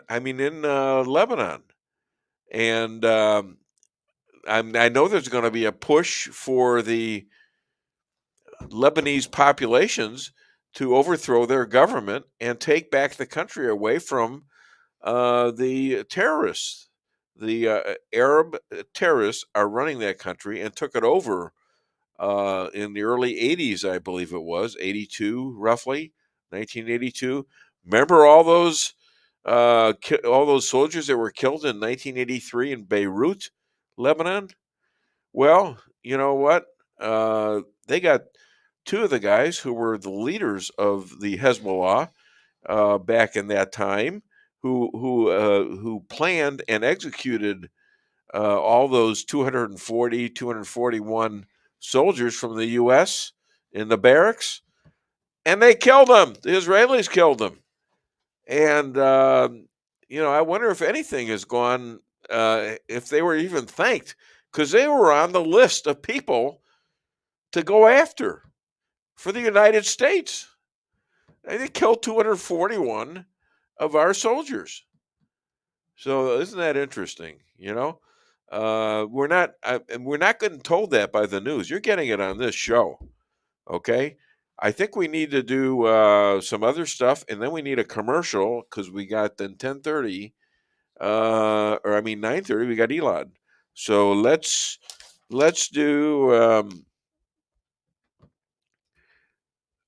do Reagan and Carlin. The story was an American and a Russian arguing about their two countries. And the American said, look, in my country, I can walk into the Oval Office, I can pound the president's desk and say, Mr. President, I don't like the way you're running our country. And the Russian said, I can do that. The American said, you can? He says, yes. I can go into the Kremlin to the General Secretary's office, pound his desk and say, Mr. General Secretary, I don't like the way President Reagan's running his country. Germs. Where did this sudden fear of germs come from in this country? Have you noticed this? The media constantly running stories about all the latest infections, salmonella, E. coli, hantavirus, bird flu, and Americans they panic easily. So now everybody's running around scrubbing this and spraying that and overcooking their food and repeatedly washing their hands, trying to avoid all contact with germs. It's ridiculous, and it goes to ridiculous lengths. In prisons, before they give you a lethal injection, they swab your arm with alcohol. Your home is your castle, you don't need unwanted hassle. Don't let those creatures move in to stay. Let us protect your investments, that's what we're all about. Plank Termite and Pest Control will save the day. Plank is locally owned and family operated right here in Rolla, a Google preferred business. Our customer service and your satisfaction is our #1 goal. So call Plank today at 368-3333. Plank Termite and Pest Control will save the day. With warmer temperatures right around the corner and allergies ramping up, now's the time to get those AC units serviced. At Hartley's, we pride ourselves in offering outstanding service with fast response times. With proper maintenance, you can make those hot days be a lot cooler and remove those pesky allergens that always seem to find their way into your home. Call us today so you can be living a much cooler and healthier life. Hartley's, community born, community raised, community serving. Call Hartley's Climate Control today at 573-368-3163.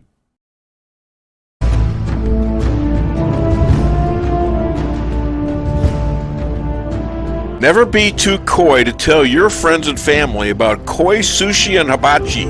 Celebrate the best Chinese-Japanese restaurant in the Midwest. Call 573-426-5551 to make a reservation or order takeout. Locally owned, 1808 North Bishop, Rolla, Missouri.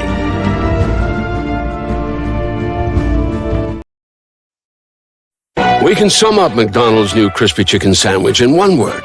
Crispy. But also juicy and tender. Okay, it's crispy, juicy, tender. All one word? But then, also pickle. Oh, and potato bun, which is 2 words. Okay, we can't sum up our new crispy chicken sandwich in one word, so you'll just have to try it to understand it. Order ahead on the McDonald's app at participating McDonald's. Ba-da-ba-ba-ba. Merrill's Quarry and Asphalt, 40 years serving cities, counties, and everyday businesses with driveways for people who live and work in our little piece of heaven right smack dab in the middle of America. Call 573-578-9101 for your free estimate of rocking, rolling, paving, driveways, sealing, and striping too. That's 573-578-9101 for your free estimate. Your home is your castle, you don't need unwanted hassle. Don't let those creatures move in to stay. Let us protect your investments, that's what we're all about. Plank Termite and Pest Control will save the day. Plank is locally owned and family operated right here in Rolla, a Google preferred business. Our customer service and your satisfaction is our #1 goal. So call Plank today at 368-3333. Plank Termite and Pest Control will save the day. Busy schedule? Let your locally owned Price Chopper help you save time with online shopping. It's easy. Sign up to tcmarkets.com or download our mobile app in the App Store or Google Play. Create an account and browse through the categories and choose the items you need. When you place your order, your personal shopper will get all of the items you've selected, taking the same care you would and following your notes. We offer free curbside pickup, so you don't even have to get out of your car. Start your online order today and no online shopping fee for a limited time. Go to tcmarkets.com or download our mobile app to get started. Price Chopper. Fresher savings every day.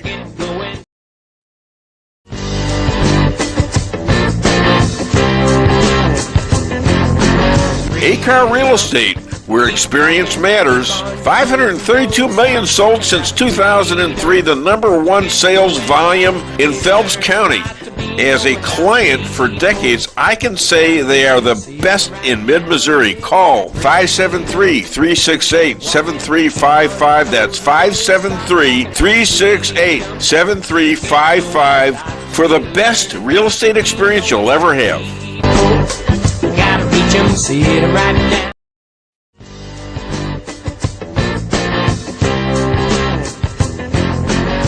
Insurance going up like crazy? Daniel and Henry Insurance is one of the largest private insurance companies in the world.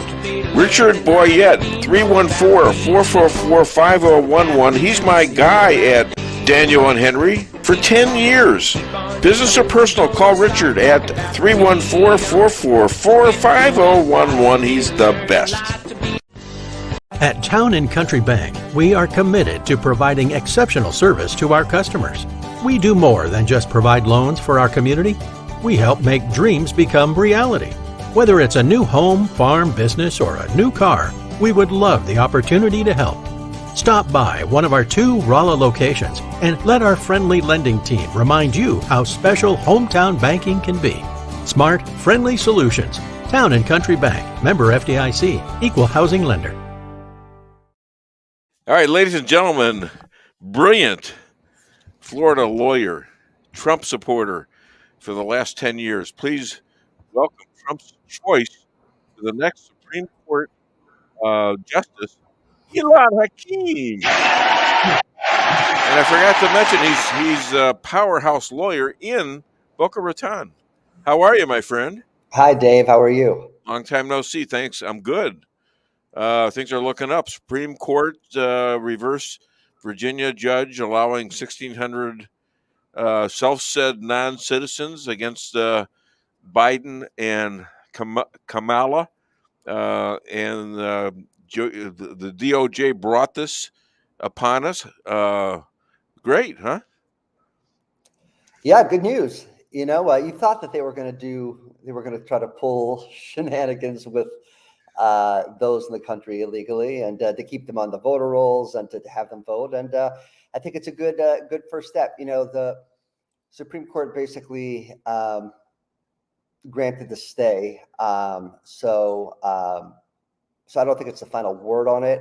But as far as this election is concerned, it's the final word on it, as far as I'm concerned. Well, what's the argument to let people vote who aren't eligible to vote? What is that argument? And if that's coming from our government, they have just turned our Constitution on its head. Yeah, and you know, it's not surprising. If you remember, Republicans recommended or tried to pass the SAVE Act, which would have made it more difficult, because right now there's a federal law that prohibits non-citizens from voting in federal elections. But unfortunately, you know, that's not incredibly difficult to circumvent. You know, certain states, for example, don't require any solid proof of citizenship. You know, for example, there'll be a question saying, "Are you a citizen?" So it's a simple yes or no box or answer, and then you get to vote. So Republicans tried to pass the SAVE Act, which would have made it more difficult to circumvent that, and Democrats obviously went against it. So, yeah, listen, it's a real problem, and I think that it's going to be one of the big concerns going into, you know, Tuesday and seeing exactly what happens. You know, based on turnout alone, based on what we've seen and reporting and polls, it shouldn't really be very close. The question is, how much are Democrats, how many shenanigans are Democrats going to try to pull to try to steal this? That's a good question. And that is an excellent question. I think they're all scared. I think they're really scared of what Trump's going to do and what Trump probably needs to do. He's got to stop this. He's got to stop the lawfare thing as much as he can. He's got to now get rid of all these 21 million or so illegal immigrants, I guess, starting with the worst ones, and trapping them and sending them back to their homes, Venezuela, wherever they're from. So it's going to be very interesting to see what happens just right after the election. Hopefully, after Trump has won, what they're going to do exactly. Are they going to try to overthrow the election? You think?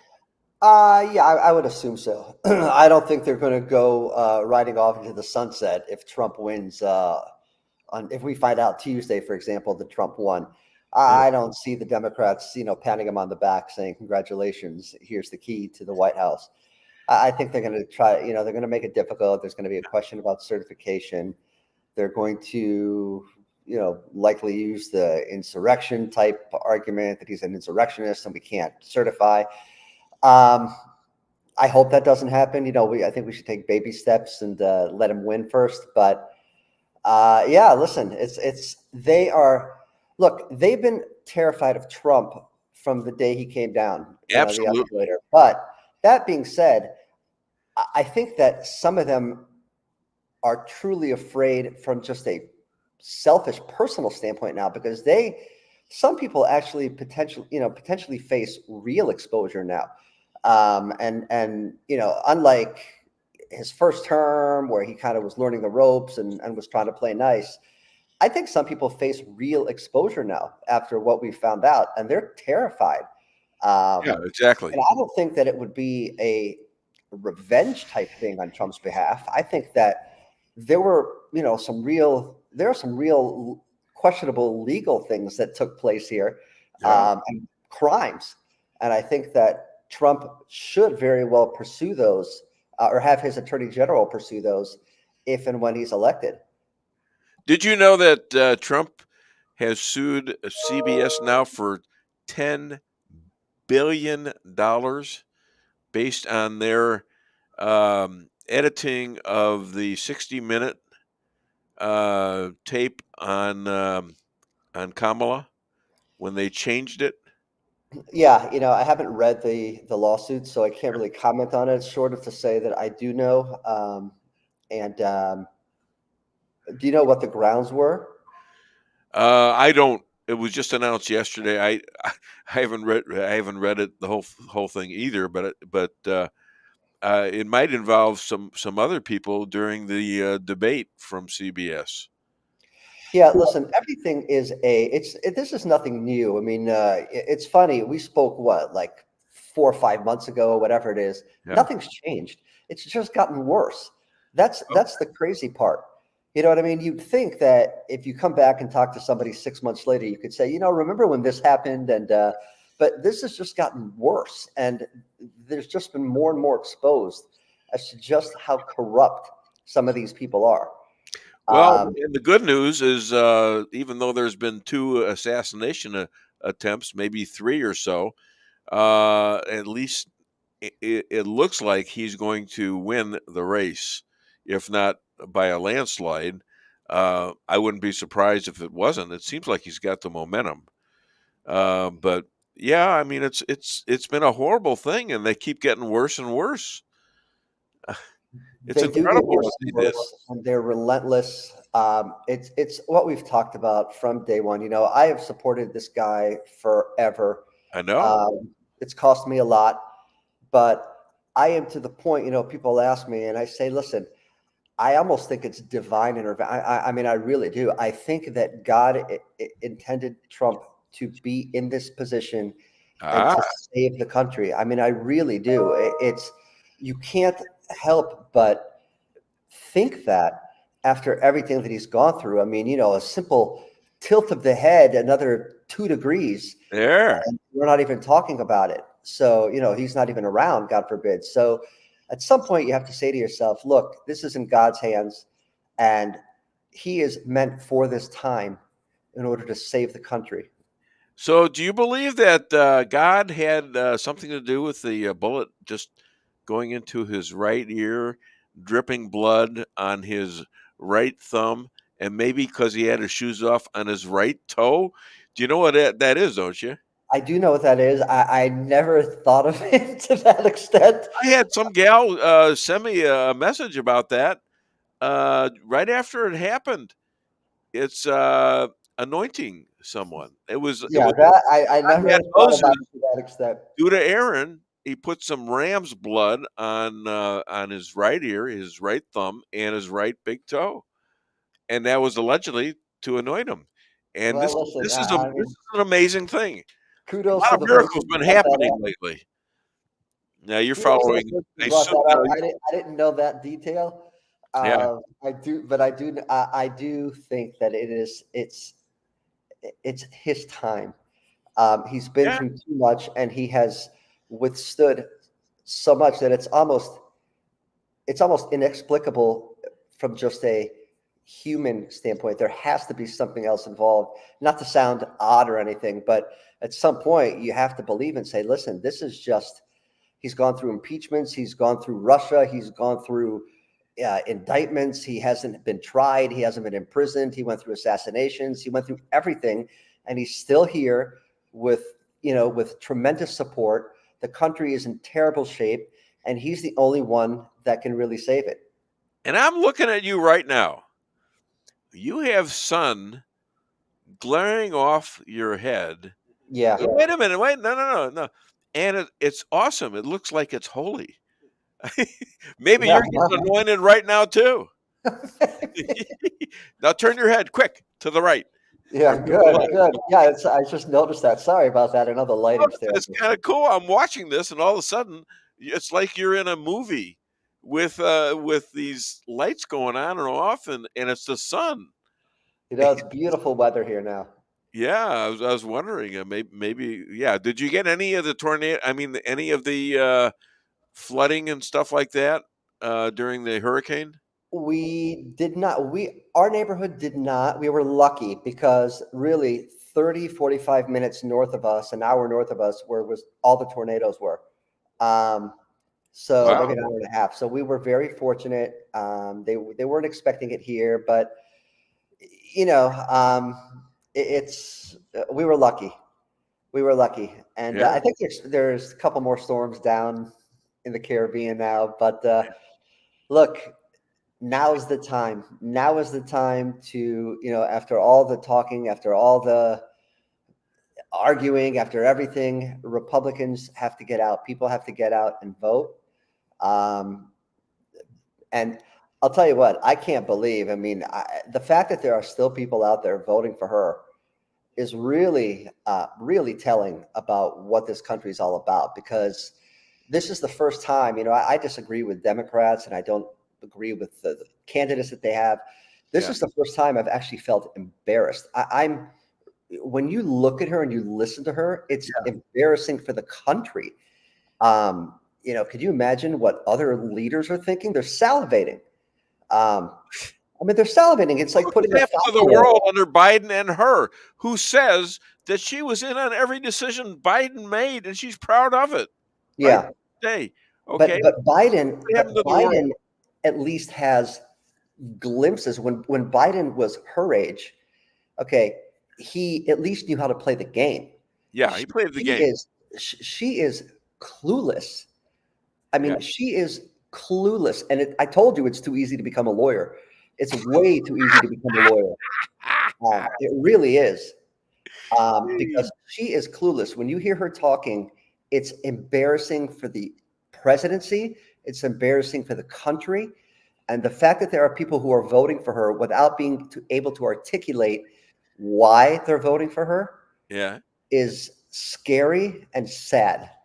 Well, okay, but a lot of people don't look. There's going to be that, and always you're going to have people that just she's a black woman, Jamaican woman. She's this, she's that. She's a lawyer, and a lot of people are voting on that basis.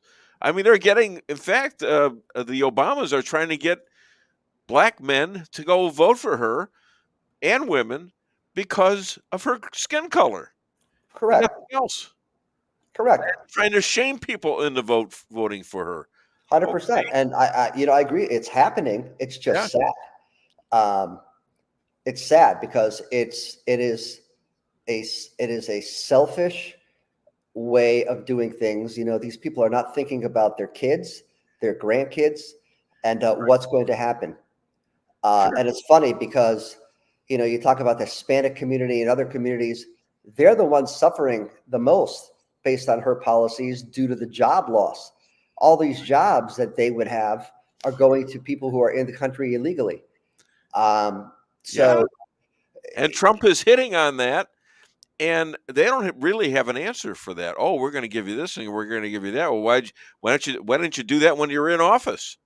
What are they supposed to answer? She doesn't answer. When we talk about things, we talk about them based on policies we've heard Trump say, but she hasn't said anything. She says, for example, I'm going to give you $1 gazillion free for housing. What is she going to say? Or I'm going to impose a wealth tax. Who's going to pay for it? Did anyone ever ask her? Who's going to pay for that? We are. All the people are going to pay for that. Yeah, we're going to give you a house, and then we're going to make you have a wealth tax that are going to tax your house by its growth. I mean, it makes no sense. It eliminates the other thing. It eliminates the money they gave you in the first place. Right. And she wants to increase the corporate tax. Well, what do you think these corporations are going to do? You think they're going to sit there and take it up the tailpipe? They're going to leave. Yeah, they're going to leave, and then they're going to take their jobs with them. Yeah. And that's going to increase unemployment. And then she wants to Ireland. They'll be going to Ireland. Okay, Ireland. That's where they're going to go. So Israel. Let's talk about Israel a little bit. I'm sure as a native of Israel, you've been watching what's going on. What are your thoughts on the war there? And I got news from the rabbi earlier that Iran had taken the liberties to put military supplies on their supply of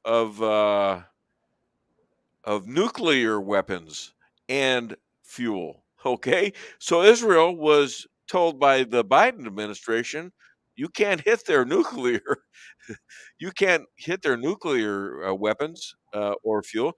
But okay, we'll go for the military. So actually, they took out the nuclear stuff, and it was kosher. Okay. Yeah, it's such a delicate balance, and obviously the rabbi, he's in Israel, so he's got more realistic. We kind of have hearsay as to what happens, but it's a very delicate balance now because of the election. Sure. I think that if Netanyahu could, he would tell Biden to pound sand, and I think he sort of is. I mean, he sort of is doing that, but on the same token, Israel's got to be cognizant of the fact that they rely on the U.S. for support and for weapons and for money, so they can't kill relationships with them. And the same token, Biden can't kill relationships with Israel because he needs the Jewish vote, and to the extent that Jews will change their vote anyway. But the Jews are done. Jews as a whole are done with Democrats. They figured it out. Netanyahu. I think Netanyahu is phenomenal. He did. Yeah. I think that he's handled things really, really well. Israel is looking strong and looking good, and I think the ultimate, like he said, the ultimate goal is to eliminate or at least push back Iran's ability to have a nuclear weapon. And I think they're going to do that at some point. By the way, Iran is allegedly, based on what I've read, going to retaliate now for the attack that Israel did. Okay. Yeah, let's see that one. Let's see where's is it a Ayatollah there, or what is the word? Khomeini. Yeah, Khomeini. Where's he staying these days? You don't think Israel knows? I don't know. I don't know what Israel knows. Iran is a huge country, and God knows he may be under some mountain somewhere. But now, what he told me about the Hezbollah in Lebanon is now they're all running away from the IDF. That's the Jewish Defense Forces. They're running away. They see Jews with guns and they run like crazy. They're scared to death of them. That's very interesting because I thought they were supposedly the real tough ones. But in both countries, in Iran and Lebanon, there is a big Western liking and especially in Iran, of Israel. Lebanon, maybe not so much, but that I would love to see Trump go in there and get these countries to get rid of their crazy leaders and be part of the Abraham Accord. What about you? Yeah, I mean, look, you're 100% right.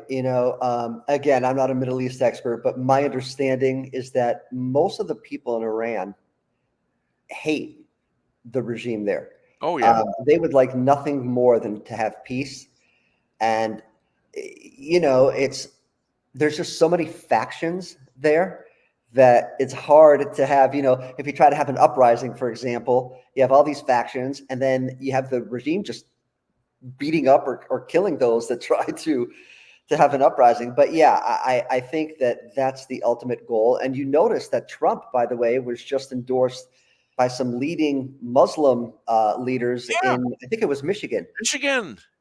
So I think that's what everybody wants. Israel certainly doesn't want to be engaged in war in Lebanon and Gaza and maybe Iran. They want peace. Unfortunately, you have these extreme factions that are not allowing for it. And I think most of the people around there would prefer nothing more than to have peace. Well, for a long time, Israel was, they called it mowing the lawn. And Netanyahu was doing that. And I kept telling the rabbi, I says, this seems to be getting out of hand. It's worse and worse. Every time 18 or 17 breaks in the so-called no battle situation, ceasefire. And so, they got all these prisoners, and they're dealing with prisoners now. They got to give Iran, not Iran, but Gaza. They got to give the Hamas, all these people that were in the Jewish cells for good reason, probably. And it kept going on and on and on until 10/7/23, and that's when what hit the fan. And I think every Jew that saw that was shocked. I think every Jew was shocked after the fact that just afterwards, people were seated all over the world to say from the river to the sea and kill the Jews. And they weren't saying for good reason either. But if you notice, many Jewish voters in America, it's not that Israel is their number one concern. Israel is pretty low on their totem pole. When if you look at polls, it's anti-Semitism. Anti-Semitism is the bigger concern. So that directly affects them. 100%. But what they don't understand is if America becomes a place where Jews are no longer welcome, where do they think they're going to flock? They're going to flock to Israel. The same country, the same country that they basically pee on by electing people who seek to hurt it. Why do they do that in the first place? I don't understand it. Why do they? Is it they want to get along or stuff or what? I never understood that. I don't know. I mean, I know that I know that many Jewish Democrats care a lot about social issues first, but I don't know. I wish I had a magic answer to that. I think Ben Shapiro at one point put out a video on that discussing that, but I don't know, Dave. I mean, you can't have a more extreme and significant example than you do these days. In the past, Democrats could at least turn to their party and say, the old school Democrats were at least pro-Israel. Yeah. But you can't really say that these days. Well, even Schumer is anti-Israel. It's terrible. Mark Cuban, I mean, they have just been throwing everything away, and Trump has been so good at reacting. That's why I'm wearing my little outfit today. Yeah, I invented this. You know that, right? I work in a drive-through like this for 20, 30 years. All right, with one of these out there. All right, I'm not going to tell you which finger this is, but that's pretty funny. Yeah, and a hair hats. I got hair hats. That's why you don't see me wearing. See, I got hair hats. Look at that. And I direct traffic and drive through. For one, it's just a lot of fun. It's fresh air, and the customers love joking with me. Okay, they just love it. And they see the owner out there doing this stuff. Of course, the other owners think I'm crazy, but that's okay. I don't care. But one of my employees actually came out dressed exactly like me yesterday for Halloween, and right down to the hair hat, the jeans, and the shoes. Even got the shoes right, and the finger and the cup that you carry. Yeah. Oh, I hope he finds a good other job, because he's gone now. He's gone. That's wrong. He can't do that to me. No, I'm kidding. But Mark Cuban's comments on women, I don't know if you've discussed it with Amers, who I'm sure might be upset about this, calling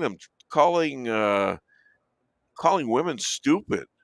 Just out calling them stupid if only Trump only likes stupid women, and it's incredible how stupid this guy is. He's a billionaire. How did he get to be a billionaire? That everybody, all the kids out there should know, you don't have to be smart to be a billionaire. 100%. You don't need to be educated. You don't need to be smart. You don't need to go. Listen, they've made some really stupid comments. But women are out there wearing trash outfits. Okay. Yeah, between Biden's comments, who some people say were intentionally aimed to sabotage Kamala, but between his ridiculous comments calling people Trump supporters garbage and Cuban's comment criticizing Trump supporting women, I'll tell you what, just not smart. Not smart. I'm telling you, all the momentum is going Trump's way. If Trump does not win this, something is seriously off. I figured they're really on it with these machines now. They're looking at the machines, and they're all over it with these lawsuits they're bringing up to the Supreme Court. I think just a little criticism. Trump didn't see this coming the first time. I don't think he saw it. I don't think he understood it, and he understands it now. And now he's done the right things. I think that he anticipated shenanigans going on, but no one quite knew the extent to which they would do it. This time, I've kind of made this point with people who I've talked to, and I said, listen, this is not 2020.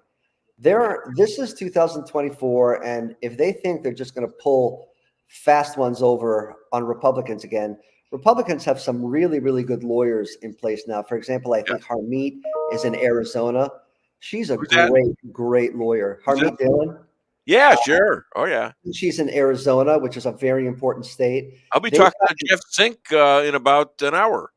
Yeah, half an hour. She's great, and she, and they're filing things early. They're not waiting till after the results are coming. They're filing things now. They're seeking injunctions now. Exactly. They weren't doing that before. No, and the courts, if you remember, that was one of the issues for the courts. Is like, well, why'd you wait? So they're on top of things, and one of the big concerns, aside obviously for the machines or whatever concerns there are, is just who's voting, the illegals. You got to prevent the illegals from voting. Sure. That's why the Virginia opinion was important. Because it said, no, you take these, 1,400 people or whatever off. Listen, we'll see what happens. It sounds like a lot of Republicans have voted already. We voted early in here. And Republicans still tend to outnumber Democrats on election day voting. Yeah. So let's see what happens. Act like you're behind a little bit. You might be even or ahead, but act like you're a little bit behind, and you got to get out and vote. Oh, absolutely. And bring 9 people with you. 9 Every people. Single person. Wait a minute. 9 people. 9 times. 9. My daughter voted. My daughter's a first-time voter. Huh? My daughter's a first-time voter. Oh, great. Absolutely. She went with us and voted. And my son voted. Oh, great. So absolutely. So you voted early. Good for you. Yeah, this is the first time I actually voted early. I went and voted early. I didn't want to have any, Florida's pretty good with that because of our governor. So we're not having issues like other states. But I didn't want any problems. Well, you got a great governor, and he's done a great job with just about everything, I'd say, and especially the preparation compared to North Carolina. Oh my God, that was terrible. North Carolina. So anyways, other than DaveWeinbaum.net, where can people find and hire you? Just look me up on X or on Truth, Elad Hakim or Hakim, and or look me up if you need any legal help.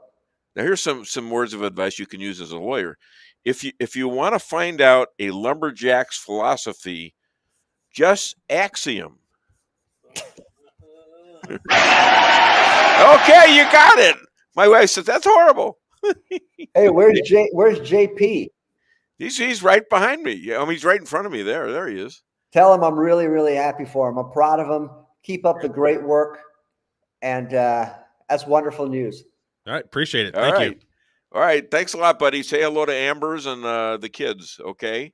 I will, guys. Have a good weekend, and don't forget to vote if you haven't done so. Okay, we've done it. Thank you. Yes, good for you. All right, guys. Great talking to you again. Don't be a stranger. Thanks so much. Bye, guys. All right, thank you. Bye. Okay, and we go right into our next guest, who's sitting there. Looks like he's a little mad at me. I don't know. No, he was born in Wyoming. His father must have been okay. Now I might start getting mad. Yes, if he was born in Wyoming. Dick Cheney comes to mind. That would make him obviously a not so much a friend, but a actual brother to Cheney, to Liz Cheney. So I don't know if that's true or not, but he'll straighten me out, I'm sure. And he is the expert on socialism. Has written a book called Rules for Defeating Radicals. Please welcome Chris Adamo. Okay, let's go through this. You wanted this picture up, and I says they probably can't see it. And then you started about 10 o'clock last night or something? Yeah, it was kind of a last minute thing, and no, I wasn't mad at you about it. I didn't get mad at you until the Dick Cheney comment. Okay, but no, well, what I wanted to show. Draw something out of you. Yeah, it dawned on me because right now, if you watch, and I'm getting bombarded on TV with all these ads, these pro-Amendment 3 ads. Now, this is Missouri. Amendment 3 is about unlimited abortion until birth. And yet all of these ads, they show all these utopian families walking around, and we're fighting for civil rights, and we're protecting little girls and all of that. And it's all about family and all the good things in life. And it's a bald-faced lie, every bit of it. Amendment 3 is a radical pro-abortion bill. And so one of the things that occurred to me, I have started showing aborted babies on Twitter until they locked out my account for that, because it's like, this is the reality of abortion. So I thought, well, okay, you see these houses where they have the pro Amendment 3, and then they have the Waltz Harris signs. Now tell me that's about family and what's good for America or anything. It's this is who these people are. So I got that. Go ahead. Let me just show you the benefits of life. Let's show that.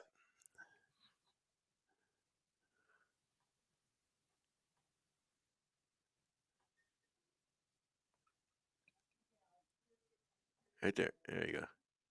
Nenê do pai. Mas, meu Deus do céu, gente. Ela tá feliz, meu Deus do céu. Bebê. Mas, gente do céu. Nenê do pai. Mas, meu Deus do céu, gente. Now that is absolutely wonderful. That is a baby that's 32 weeks in the womb, and they want to take this baby out and rip her apart even later than 32 weeks. This is let's talk about the fact that was no less a baby at 31 weeks or at 30 weeks. Right, or 20 weeks or whatever. Exactly. So no, what I was asking you this morning, right before you're doing the show, and I know you were in a hurry, but if you don't have that up on Twitter already, please put it up there so that we can. I got it off Twitter from them. Well, maybe not. Okay, yeah. Well, I'll look for it, but that is what people need to see. You don't need to see these utopian commercials by these people. I think it's on my site. I think it's on my show site. Okay. Can we get that again so it can be transferred? Anyway, Yeah, on my show site. If you watch these commercials, these pro-aborts, they're not going to show you the results of an abortion. They're certainly not going to show you the little live baby in the womb who's able to smile. They're going to talk about an unviable tissue mass and a fetus and a zygote. They like using these technical terms because they seem to dehumanize the baby in people's minds. They have to. Yeah, absolutely, they have to. That's why we need to show the truth. It's a horrible thing, and you know what? The women, I believe, later on in life, I think there's a mental health problem. Oh, there absolutely is. The suicide rate amongst women who've aborted their babies is like 5 times the national average. And it's because of that. It's because when all the lies are gone, when all the grandstanding about all the women's rights and bodily autonomy and all these platitudes are gone, that woman knows that she had a baby in her that she helped to kill her own baby. And if she has other babies, the other babies are going to want to know what happened to my brother. Yeah, and every one of those other babies that grows up enough to smile at her and look in her eyes and say, "I love you, mommy," she's going to know there was another one that would have done that. Yeah. But she let the lies and the manipulations and the coercion convince her to make a huge mistake. Now there is redemption for those people, and I always tell people that there is redemption if we go back to God and we repent of our sins. Jesus died for our sins. There's redemption, but you can't sit quietly by and let women be coerced this way and not have them bear the emotional scars for it. Okay. So 2 comments here. Megyn Johnson, who's one of our city council women, made a really good comment on last week's show, which she said, why is it that they are defining Amendment 3 as a women's health care bill and the word woman is nowhere even in the bill? So that was a big point that she made. Also, I saw a Facebook post from a Dr. Omar Hamadi. He says, I want to clear something up. I'm a board certified OBGYN. I've delivered over 2,500 babies. There's not a single fetal or maternal condition that requires a 3rd trimester abortion. Not one. Delivery, yes, but abortion, no. Where did that come from? It came from Chris on his Facebook. I believe I did have that posted. Yeah. And let me give you another fact about that. You mentioned the late term abortion. You know that a late term abortion is a procedure that lasts several days. They have to dilate for several days. If there's no emergency where you have to do that. Now, if you have an emergency late in pregnancy, you have to do a C-section. You can do it very quickly, very safely, despite all the lies. There's only one problem with doing a C-section. That's you end up with a live baby. Okay, and I say problem very, very sarcastically because that's the goal is to kill the baby with these abortion people. Wow. And calling, I saw another post, maybe you might have seen it. I think I put it up. It said calling abortion healthcare is like calling slavery job creation. Yep, you're right. It's total lies and total euphemism. And we've been talking about this for I've been talking about this for the last 10, 12 years. God bless you for doing that. Huh? Well, thank you. God bless you for that. And I mean that. I never understood it. Look, I grew up in a neighborhood that had a lot of liberals in it. And then I went to college that had a lot of liberals in it. Came back, got married to my first wife, and all the people, all her friends were talking about abortion and stuff like that. And they were for it. And I'm trying to think, am I screwy here? It doesn't sound good to me. Why would you want to kill a baby? Yeah, I went through the exact same thing, Dave. Yeah, it's clouded in euphemism. I didn't know what it was for a while when I was younger, and then it came out that and they say it's a religious issue. Now I'm a Christian. I take my faith in God very seriously, but this is not a religious issue. This is a biological issue. If you kill an unborn child, you are killing a live being. Okay, a baby with a face, with fingers and toes. It's absolutely inarguable. Every child that he might have had or she might have had, and it's not about women because if you are pro women, half of those kids that are aborted, guess what? They are girls. Absolutely. They are women. And try this one now. One of those, again, Missouri Amendment 3, one of those lying, despicable ads they have an elderly black lady talking about how this is about civil rights. Yeah. 2/3 of babies being aborted in America, 2/3 are black. Blacks aren't 2/3 of the population. This massively impacts blacks more than it does the rest of the population. This is Margaret Sanger, the founder of Planned Parenthood. This was her plan.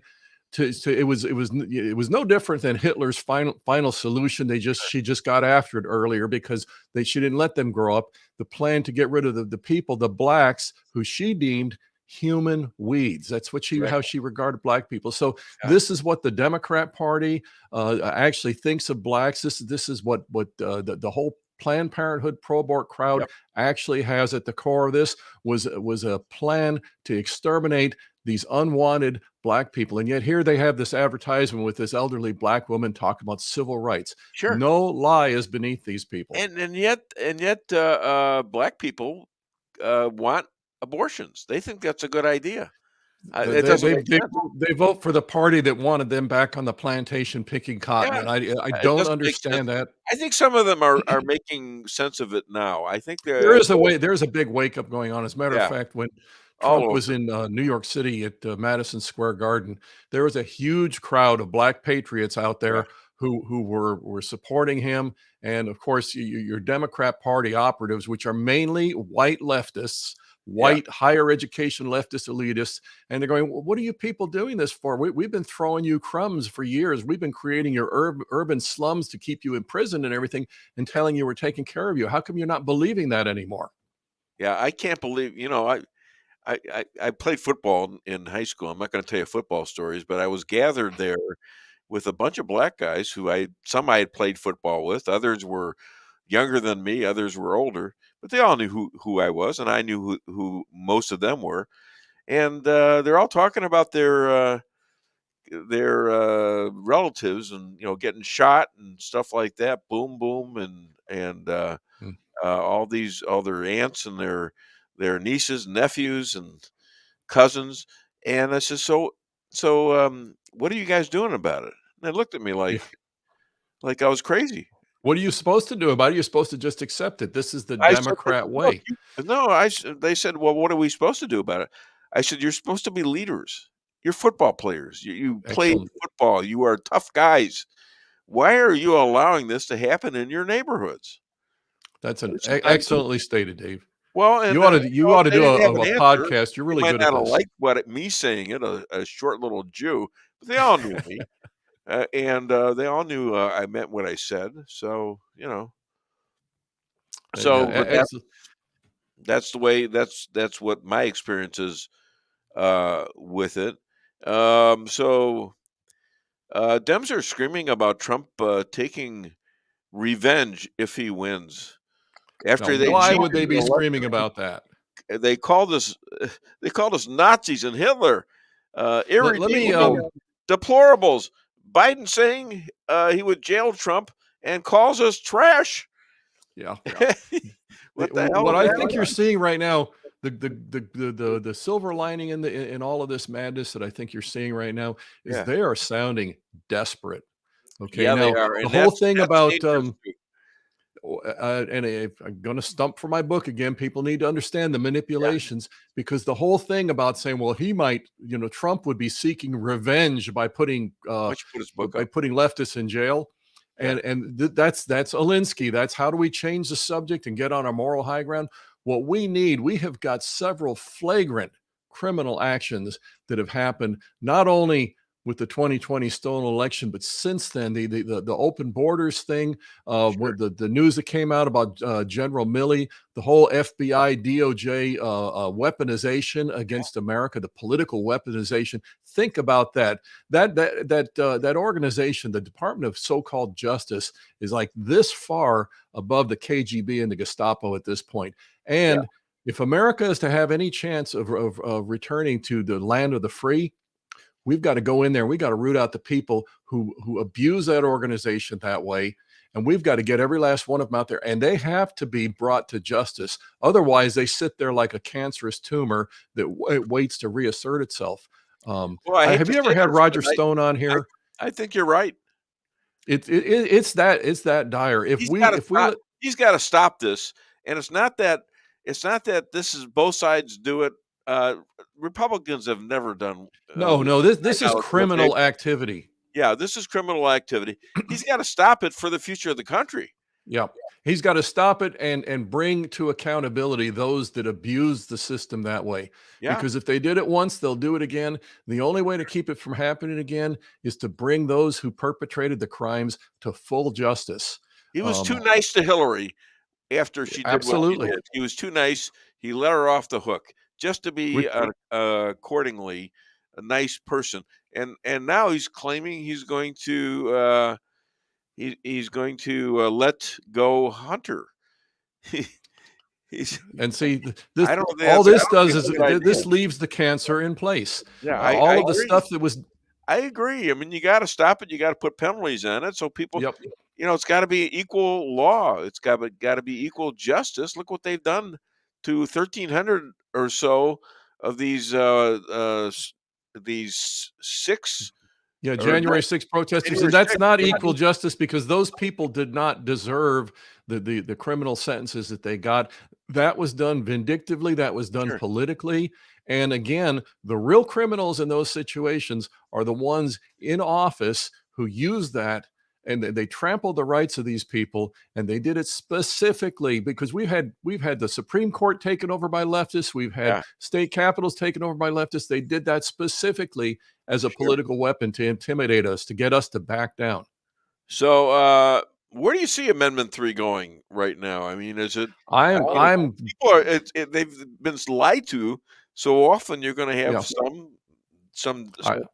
I'm sad to say I'm not that optimistic that we're going to defeat it because first of all, we don't get, the pro-life movement, we don't get a dime for saving those lives. Okay. The abortion industry, and it's an industry, it's a factory, and they get money for killing the babies. They get money for selling the body parts. They dissect these human beings like lab rats. Planned Parenthood, and they're proud of it. And yeah, there's no shame there. Those people have no conscience. They have a multi-million-dollar effort to get these pro-abortion amendments through at the state level. This is what they did in Kansas. They did it in Ohio. It's huge money. And unfortunately, the average citizen, in our country has been able to stay disengaged for years. Turn on the TV, you watch a sitcom, you watch this and that. You don't worry about things going on because you can still go down to the local grocery store and get groceries. And we've gotten very detached and lazy, and this is what they count on. So they put these emotionally charged ads on that connect with you, not realistically, not honestly, but emotionally. And sadly, those things tend to prevail. And so, yeah, I'm not that optimistic that we're going to defeat Amendment 3 here in Missouri, even though Missouri, if the people are given the facts, is a hugely pro-life state. We've got a big battle ahead of us because these people, there's nothing honest about them. There's nothing, there's no integrity to them. And you get this into law, it takes an enormous effort to get it back out. Now, did Jesse Waters accuse Kamala's crowds of being paid? In other words, they're bussing them in and bussing them out. And if you listen to where they're cheering, it doesn't sound real. It sounds like, yes, I'm Kamala Harris. Come on, it sounds canned. I mean, it is canned. You remember that one video they had? They showed her getting off the plane. There was nobody there. Yeah. And then they showed the same video after it's been processed, and there's showing all these people cheering and everything. We have totally media-driven leftist campaigns.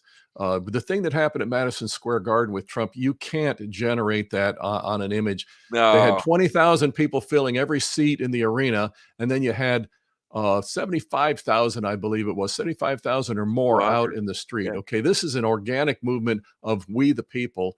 They can't do that, but they're hoping that the guy sitting there in Wichita, Kansas, watching his TV, they're hoping that he doesn't look in sufficient detail to find out what's going on, and he just listens to the so-called news as they pummel him with it. And he does really smart things like the McDonald's thing. Oh my God!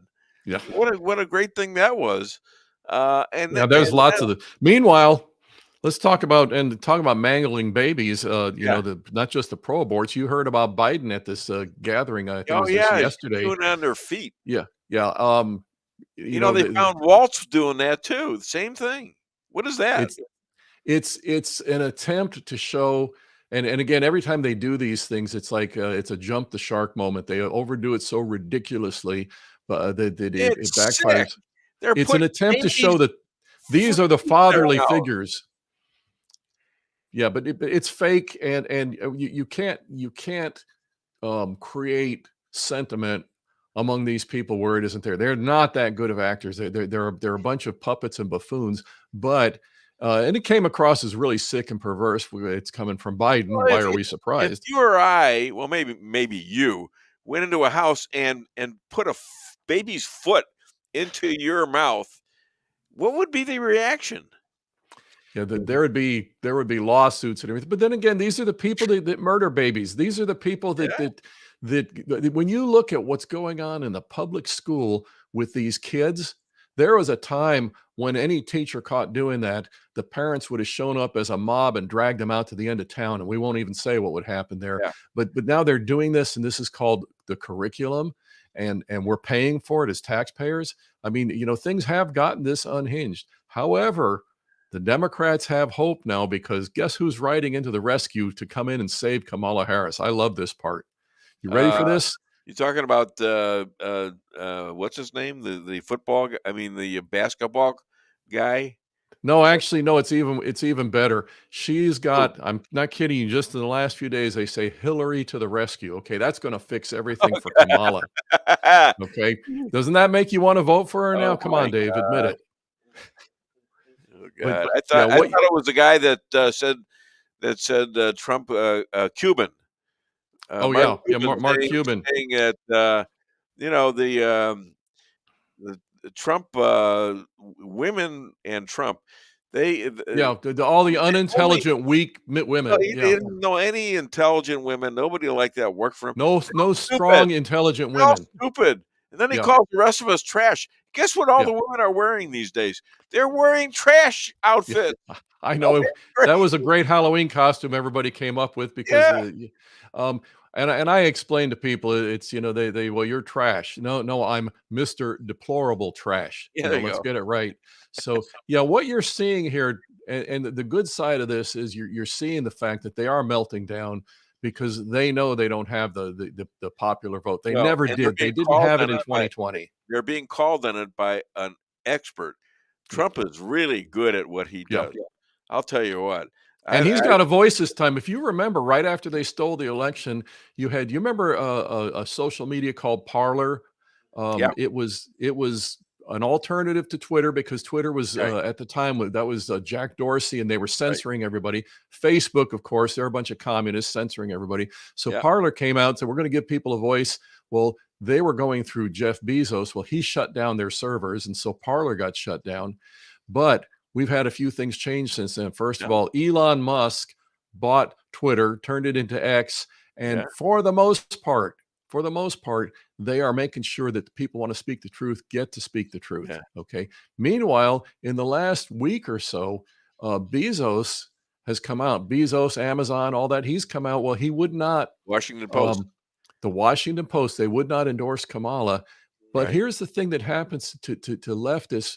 That they think that they're in there with this team of fellow comrades, and the minute they run afoul of the orthodoxy, they get attacked.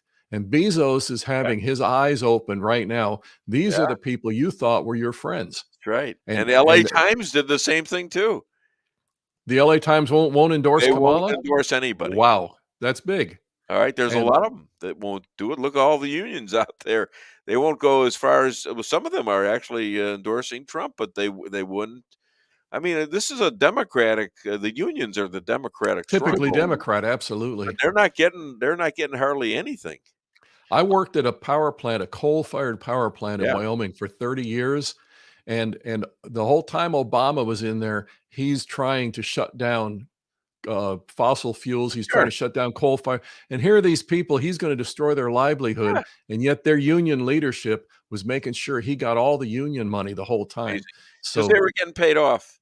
Yep, absolutely. So if it's gotten this big where you're saying the unions aren't endorsing Kamala, they see a sinking ship. Oh yeah. Now, all right. what I've told people, and I say this not to be facetious, but just to warn people, I say it's all over for the Democrats. It's all over except for the cheating, because we're seeing plenty of that going on already.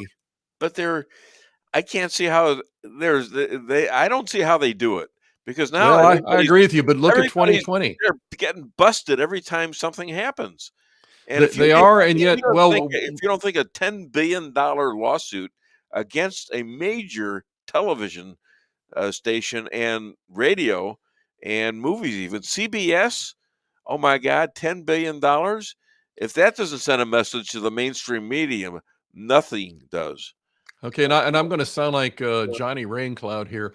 Okay. But what is $10 billion to CBS if they help empower a regime that can then take how many billions and funnel them off to whatever special interest that they want? It depends on who backs them. Yep, exactly. With this, do they have the guts to stand behind CBS doing what it did? I don't call it guts. I call it audacity. They risk getting sued also. Well, and this is, again, you're absolutely right. This is why it needs to happen. This is why we can't take something like what happened to CBS and say, okay, victory, time to go fishing. Okay, let me tell you something. It's coming up in just a few days here, Tuesday, right? Yeah. We're talking hours between now and the election. Right. Now, if Wednesday morning we wake up and Trump has the electoral votes and he won the election. Yeah.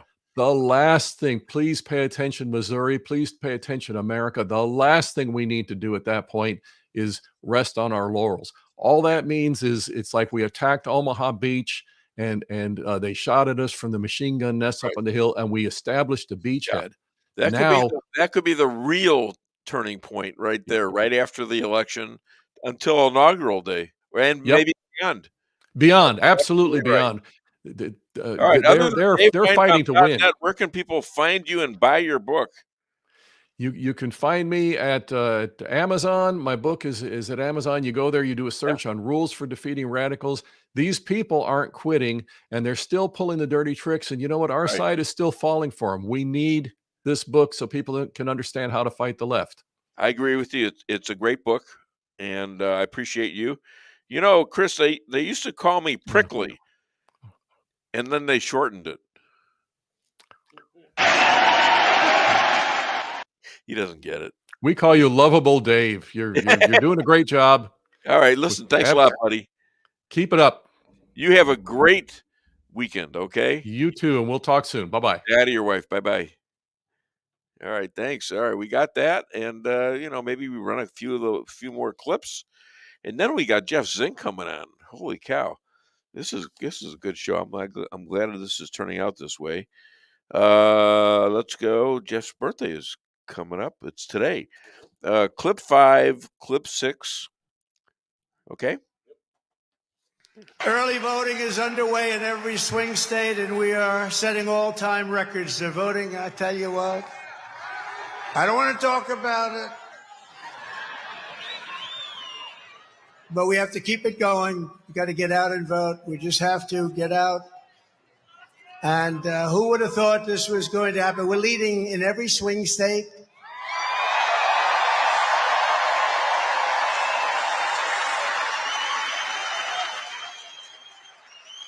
But it doesn't mean a thing. It only means how are we doing at the end. So look, we have 9 days from now, and we're going to defeat Kamala Harris, and we're going to win back the beautiful White House, and we're going to make America great again, and it's going to happen fast. In less than 4 years, Kamala Harris has shattered our middle class. She cast the deciding votes that launched the worst inflation in the history of our country. She cost the typical American family over $3,000 in a short period, but over $30,000 over the last 3 years. She killed 50,000 manufacturing jobs this year alone. Now Kamala wants to raise the typical family taxes by nearly $3,000 a year and impose a 33% tax hike on all domestic production. All right, we got a couple clips. Maybe we just one, I don't know, but John Jeffrey Bradshaw, I meant to read this, ancient prophecy continues to come true. And that's the Trump ear getting shot by an ear and within like maybe a quarter of an inch of losing his life. And I hate to bring a guest on saying that. So I'll just say to him, hold on. I got to say to him this. I just wanted to wish you a happy birthday. I would never say in your case that you're fired, so I'll just say you're hired. Mr. President, can I talk to you about where are you at today? Are you in Arizona? Because I'd like you to look up my friend, Jeff Zink, Mr. President. He's not answering. Damn, he never answers. I don't know why. I talk about him all the time. I've always been a loyal fan of his. He never answers. All right, ladies and gentlemen, we have a guest.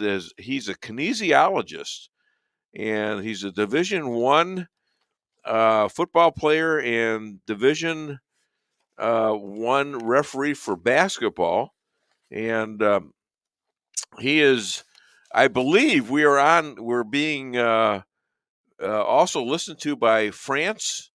Is that correct? Well, actually, they ended up canceling at the last moment. So it's one of those things where they just couldn't make it. They've got all these other things that are going on. They reached out to me and then I never heard back from them. So that's the reason why I didn't reach out back and tell you who it was or anything, because they never reached back to me. I was gonna compliment them on their French fries. I mean, my God, I've made my living off of French fries for 53 years. I was going to thank them profusely. Well, now they're not going to get anything. That's for sure. It's one of those things. Well, but we had learned a little bit about them, that they are left leaning, and they try to do some other things with the Republican candidates that don't paint them in a good light. And I had some contact with France 24 because I once called Barack Hussein Obama, and they wanted to know why I said Hussein, and I said it was I said it because that's his name. And he says, "Well, that is his name." I mean, what? Why would you attack me for saying his full name? Man, my name is David Michael Weinbaum. Well, how come you call him Michael? Me. All right, so it's they're a little weird. I'm sorry to say that, but they're a little weird, the French. So they won't listen to my show. They're probably listening right now. Pat. Yeah, I see absolutely. Happy birthday, Jeff. We sure love you, and we know you will win. The call of God is upon you. You've been anointed, my friend. Here we got two pastors talking to each other. I am once again out pastored. If my wife was in there, it'd be 3-1. So your wife said that you were out to pasture. Yeah, well, it's the old man's joke, and here I'm still here. Okay, I'm still here. I'm still here. There's a song like that. All right. Anyhow, okay. So how's the election going right now? And where's Ryan? Is he still in jail? He's still in prison. Still in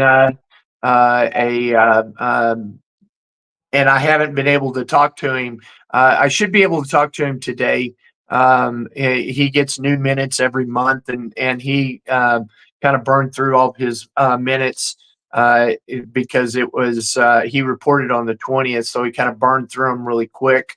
So we hadn't heard from him. What does that mean? Burn through his minutes.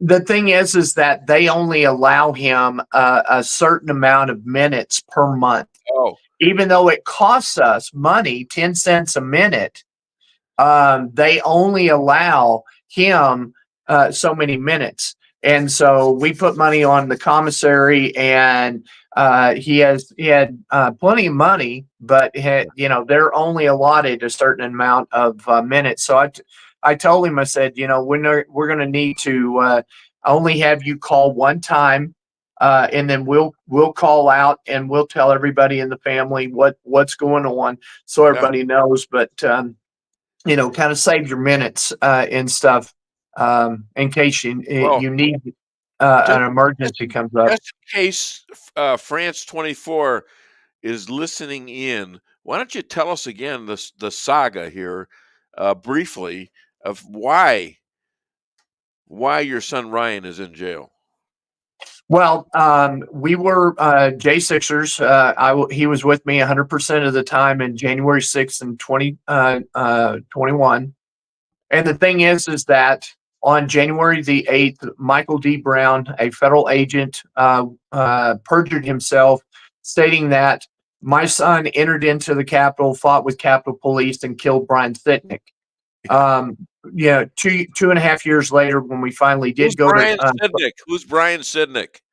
He is the Capitol Police officer that died the next day of a brain aneurysm that had absolutely no trauma to his head. In fact, we have video showing him at the time that Ryan was allegedly killing him, walking down unmolested down a hallway and stuff. And so we got that. So the thing is that we then went to trial. We had 4 Capitol Police officers perjured themselves, stating that we were such a threat and a danger while we were on the porch that they never could turn their back on us. We have on my X, if you go to x.com/real Jeff Zink AZ, you can scroll down and you can see the transcript and the video that we also obtained. This is now classified information that has now been by Speaker Mike Johnson has classified that area as highly classified video, and so no other video can be even obtained by any of the J6ers. And so we fast forward into that trial. They dropped going into the Capitol, fighting with Capitol Police and killing Brian Sitnick. So we asked the judge to dismiss the case, and he said, no, Ryan's guilty of a crime. We just have to have the trial. And so he then was convicted of the 1512C2, which is interruption of a. You have a recording of him saying that?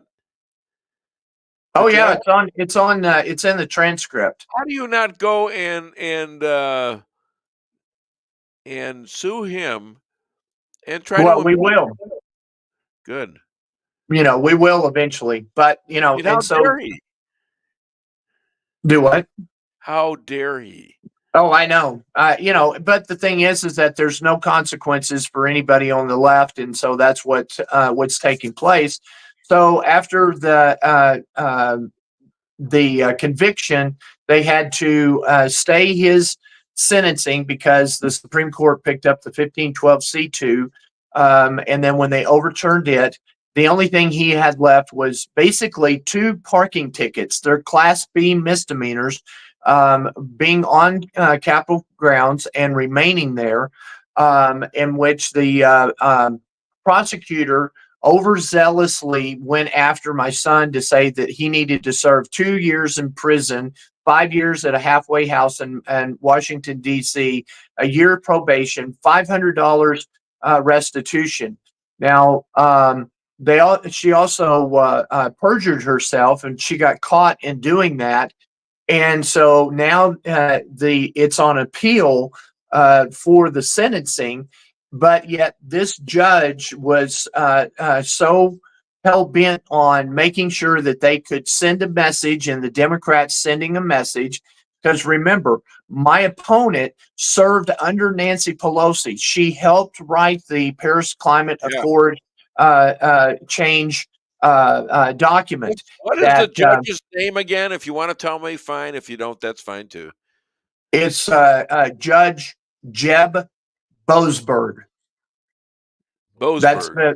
Jeb Boasberg. Boasberg. Okay. And he's the chief justice, meaning that he is the justice over all of the federal judges. Wow. He's the guy that is over that. So anyway, they now that it was on appeal, it should have done just like it happened with the Supreme Court. It should have had a stay. They wait till the appellate court gets in, hears the case and everything, whether they're going to sentence him. Now, Boasberg, this corrupt judge, basically said that my son was not remorseful. He did not ask for forgiveness. He did not apologize for his actions of what he did. So he has sentenced him to an additional 36 days in prison. And then they moved a Texas resident to Arizona, put him into a Mexican cartel controlled prison here in Arizona, where his father is running for Congress, that we will find out in 5 days.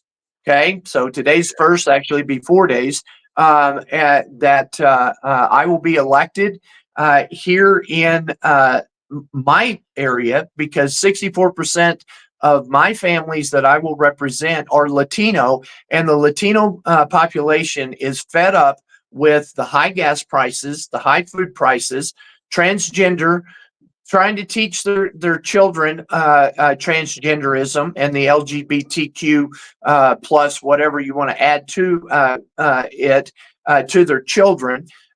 They are tired of the boys going into girls' bathrooms. Boys and men are going and competing against girls and women in sports. They're tired of it. And they walked away from the Democratic Party, and they walked straight into voting for me. And right now, we've got two things that are very, very important that people need to understand what's happened here in Arizona just since the Democratic convention. We have gone from 2020 from a plus 55 Democratic stronghold to 2022 when it was a plus 24.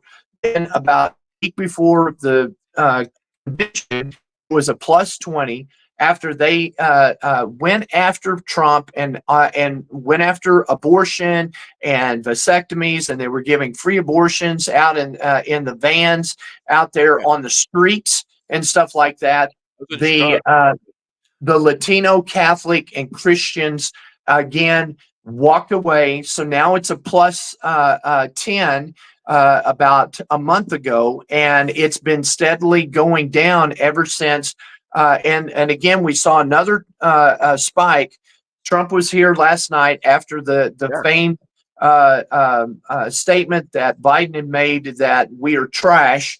So we had trash bags and everything else, and so we're going to carry the trash out on November the 5th. I'm wearing my garbage outfit, and my wife was wearing it, but she's not wearing it now. Yeah, it's on her chair, so that makes the difference. Yeah. But we've got two very important court cases. So I'm not. I got lost in the numbers. So how is it? How are? And by the way, I learned one thing from the Trump appearance in Albuquerque, I think it was, where he asked them, "Do you prefer Latino or Hispanic?" And unanimously, just about, it was Hispanic. Yeah. But in my area, it's more Latino, and the reason why is because we have El Salvador, we have Nicaragua, we have Venezuela. So we have a very diverse group. We also have our Hispanics, and there's a certain group that absolutely wants to be known as Hispanics. But the thing is that they are tired of not being represented. And so I have done. Are you running against a Latino and or Hispanic? No, not at all. In fact, my opponent is Iranian. And so we know that her parents came from Iran. She was born here in the United States. She is Iranian descent. We know that they are Hamas Palestinian. They do not like the Jews. She's very against Jews. You know, my chief of staff is a Jewish person, Eli Sender. I've now got a chief of staff, and he is a direct descendant of Moses. And so the thing is that for me, I've been talking on this show for a very long time. You know, Dave, that I'm have always stated that I've been supportive of Israel. Did you know that I was Jewish? You are? Yeah. He stayed at my house. Okay.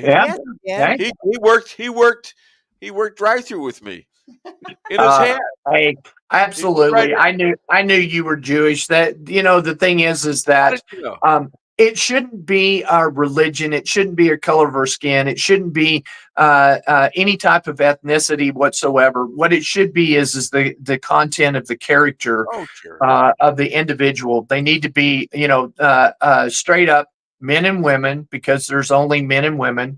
Women are not birthing people. They're mothers, they're moms. You know, we have dads, and so we only have two sexes. And so, you know, coming out and stating that, I've had a lot of the Hispanic, Latino people have you know, really rallied behind me. They voted me. I had a Democrat that ran against me in my primary. You know, his name was David Mendoza. And they thought that if they just ran this Democrat that had a Hispanic last name, that they would all vote for him. And I beat him 66 to 34% in the voting. So it wasn't even close. Well, I saw, you know, your debates with him, and he was almost in admiration of you more than anything. Pretty much. I mean, the thing is that again, one of these issues there.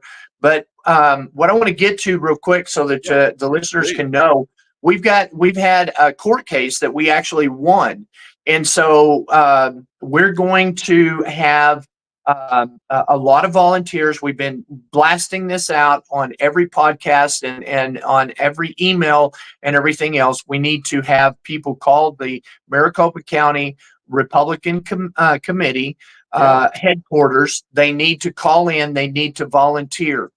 At noon on Monday, we're going to have about 80 to 90,000 people we're going to gain access to. These are people who have been given ballots but have not been vetted properly. They have not proved that they are citizens of the United States. We sued. We won the court case yesterday. Late, about 4 o'clock is when it broke. And so now they've been told they have to turn in by noon on Monday. Before then, so we now have to have volunteers that will call and verify each one of these people to find out whether they're going to be able to be accepted. Now, here's what we've already found out. We've already had a lot of people here that are from Canada that have voted, that called in in the curing, because the signatures didn't match their signatures. And we found out that that individual had voted, and they said, I'm a Canadian and I don't have the right to vote here. I'm not a citizen of the United States. So we've already started coming across this.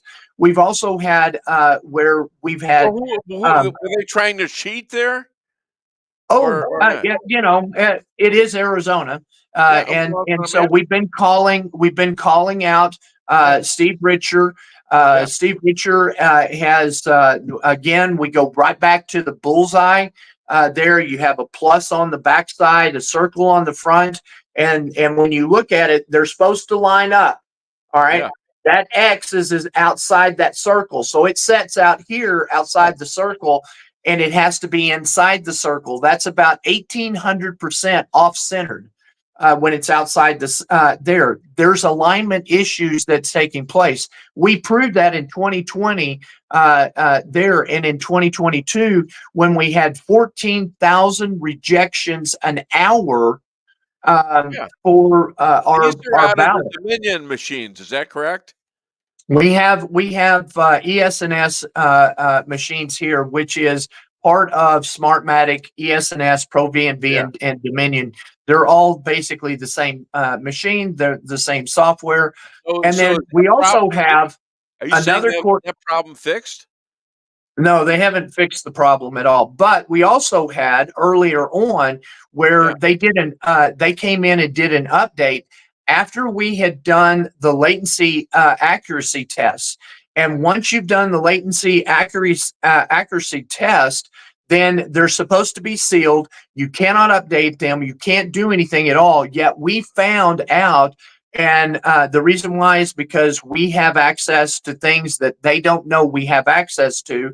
We started showing a judge that that they went in, and we released the film of where they were doing updates. They weren't saying anything about it. We released that. They immediately had to come forward and say, yes, we did do this. So then they had to recertify every one of the machines and stuff at a huge cost of the taxpayer money, because they are being deviant.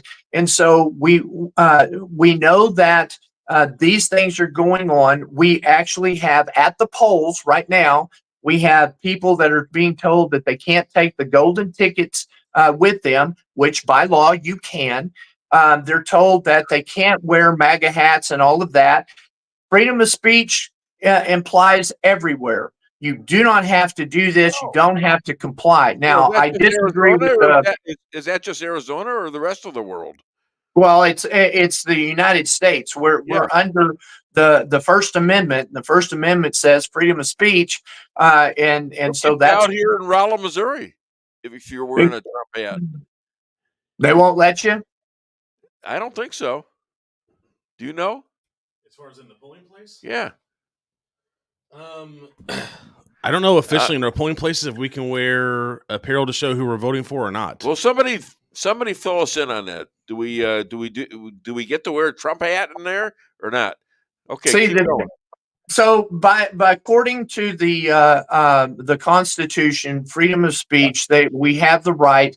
And whatever we have on there, you should be able to wear it. It doesn't matter. People can what that is for the poll workers and the poll watchers. They're not supposed to wear any paraphernalia that says one side or the other. They're supposed to be bipartisan. The workers. And so they are supposed to. But the individual who comes in and votes, they can do what they want. They're not bound by those laws that they keep arbitrarily trying to do. We've had, we've been seeing all over with, and this is another thing. If you want to download an app called votifynow.org, votifynow.org, if you'll download that app, if you see something, hit that app. Yeah. It will take pictures. You can take video. It will upload it automatically. You put in it has a box in there. You put a description in there. What they'll do is that they will then capture that. They will process it and then send it to the sheriff, so that the sheriff will then can do an investigation into what's taking place. Okay. So these are all things that you can do as an individual. If you see something, say something and stuff. And, so you're telling me that, are you leading the race now? I am. I'm right now we have, and so we looked at the data as of not yesterday, but the day before. We have more Republicans for the first time in over 50 years that have turned out and are voting. We're about almost 200,000 votes ahead of the Democrats in Maricopa County. Wow. And so the thing is that how's Carrie Lake doing? Is she up there too? Right now, I mean, like I said, the Republicans are turning out in about 200,000 just in Maricopa County. more than we have Democrats, which is the first time that Republicans have been leading in early voting in 50 years. They've never had this happen. And so if we can take that, that means that all of the Republicans are leading going into election day, where we hands down outvote the Democrats. And if we look at the just in 2022, the highest level percentage wise per hour, the highest hour that the Democrats had was 16%. The highest hour that the Republicans had was 74%. So, so that's one of the things that when you're looking at this, when they're voting on election day. And so one of the things is that we're telling people to vote early.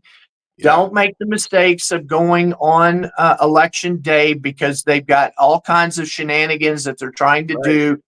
We've been seeing it all over the nation and stuff. And so we want you to have plenty of time to go and vote. So in Missouri, listen to this.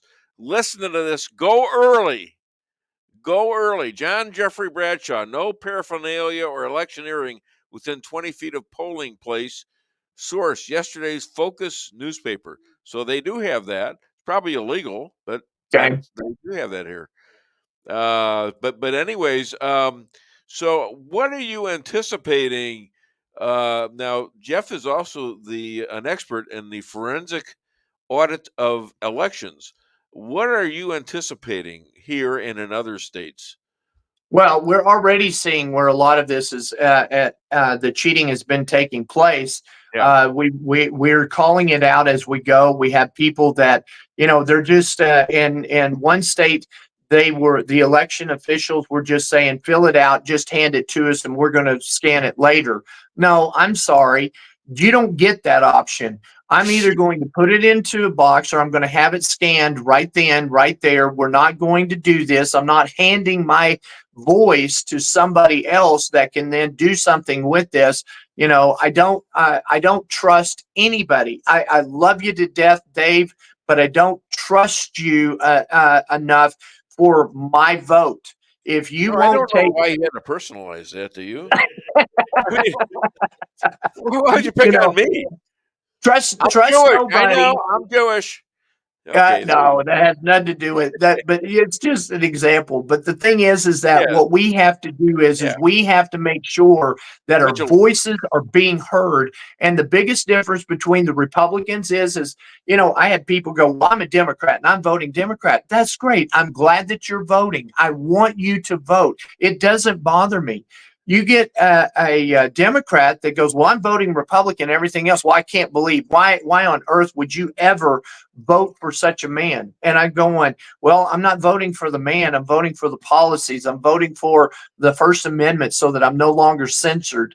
And again, you have to, guys, you'll have to support Dave in this program. He's putting this on, and this is a source that is absolutely truthful. It's brutally truthful, and we get this information out. And if he's not supported, then he's not going to be able to continue this. You need to support him and make sure that he's able to continue bringing guests on that will tell you the truth of what's going on. Yeah, and I've been fortunate to find people like you. And we have you know what? We all know each other now. All the people that go on this show seem to have contacted other people on this show. And they get together and they leave me out. They go off on their own, and they say, it's like having children. And they go out and party. They don't ask the old man to go. Well, normally when we call you, we're told you're asleep already. Yeah, that's probably true. So, but the next time we talk, Dave, I'll be a U.S. congressional elect. I want to come out for that. I want to go to your inauguration. You get inaugurated, assuming you win. I do. What's going to be really funny is that as soon as they do it, they keep saying that it's going to be 10 days to a month before we'll ever get the deal. And we've told them, absolutely not. That is unacceptable. You will have the results the next day. and we are putting pressure on Steve Richer. That this guy is such a loser. Here is a Republican that went out and endorsed Kamala Harris. He's not a Republican. He is a Democrat. He needs to change and put a D by his name, and he needs to get out of the Republican Party. Trouble finding Democrats to back Kamala these days. That's true. That's true. It's awfully hard. I would hate to run on that ticket. All right. Killing children. Other than DW. I can't even read it. Oh, okay. Where can people find and contribute? You can go to thinkzink.vote, thinkzink.vote. And then if you want to support my son's legal deal, you can go to givesendgo.com/Ryan Zink. And that will support him. We greatly appreciate it. And every dime goes to the attorneys. He doesn't get any profit off of Okay, you have to stop because I have a joke. I love my job sacking quarterbacks so much that before the game, I'd ask the quarterback if he preferred paper or plastic. Gotta go. Thank you so much, Jeff. He's what are you? You're a referee. Don't you mean sacking quarter pounders? Oh God, I'm out of here. I don't even know the time now. Jeff. Happy birthday, Hey, sweetheart. Get off Thank you, Lisa. Go win an election. That's right. We're going to win an election.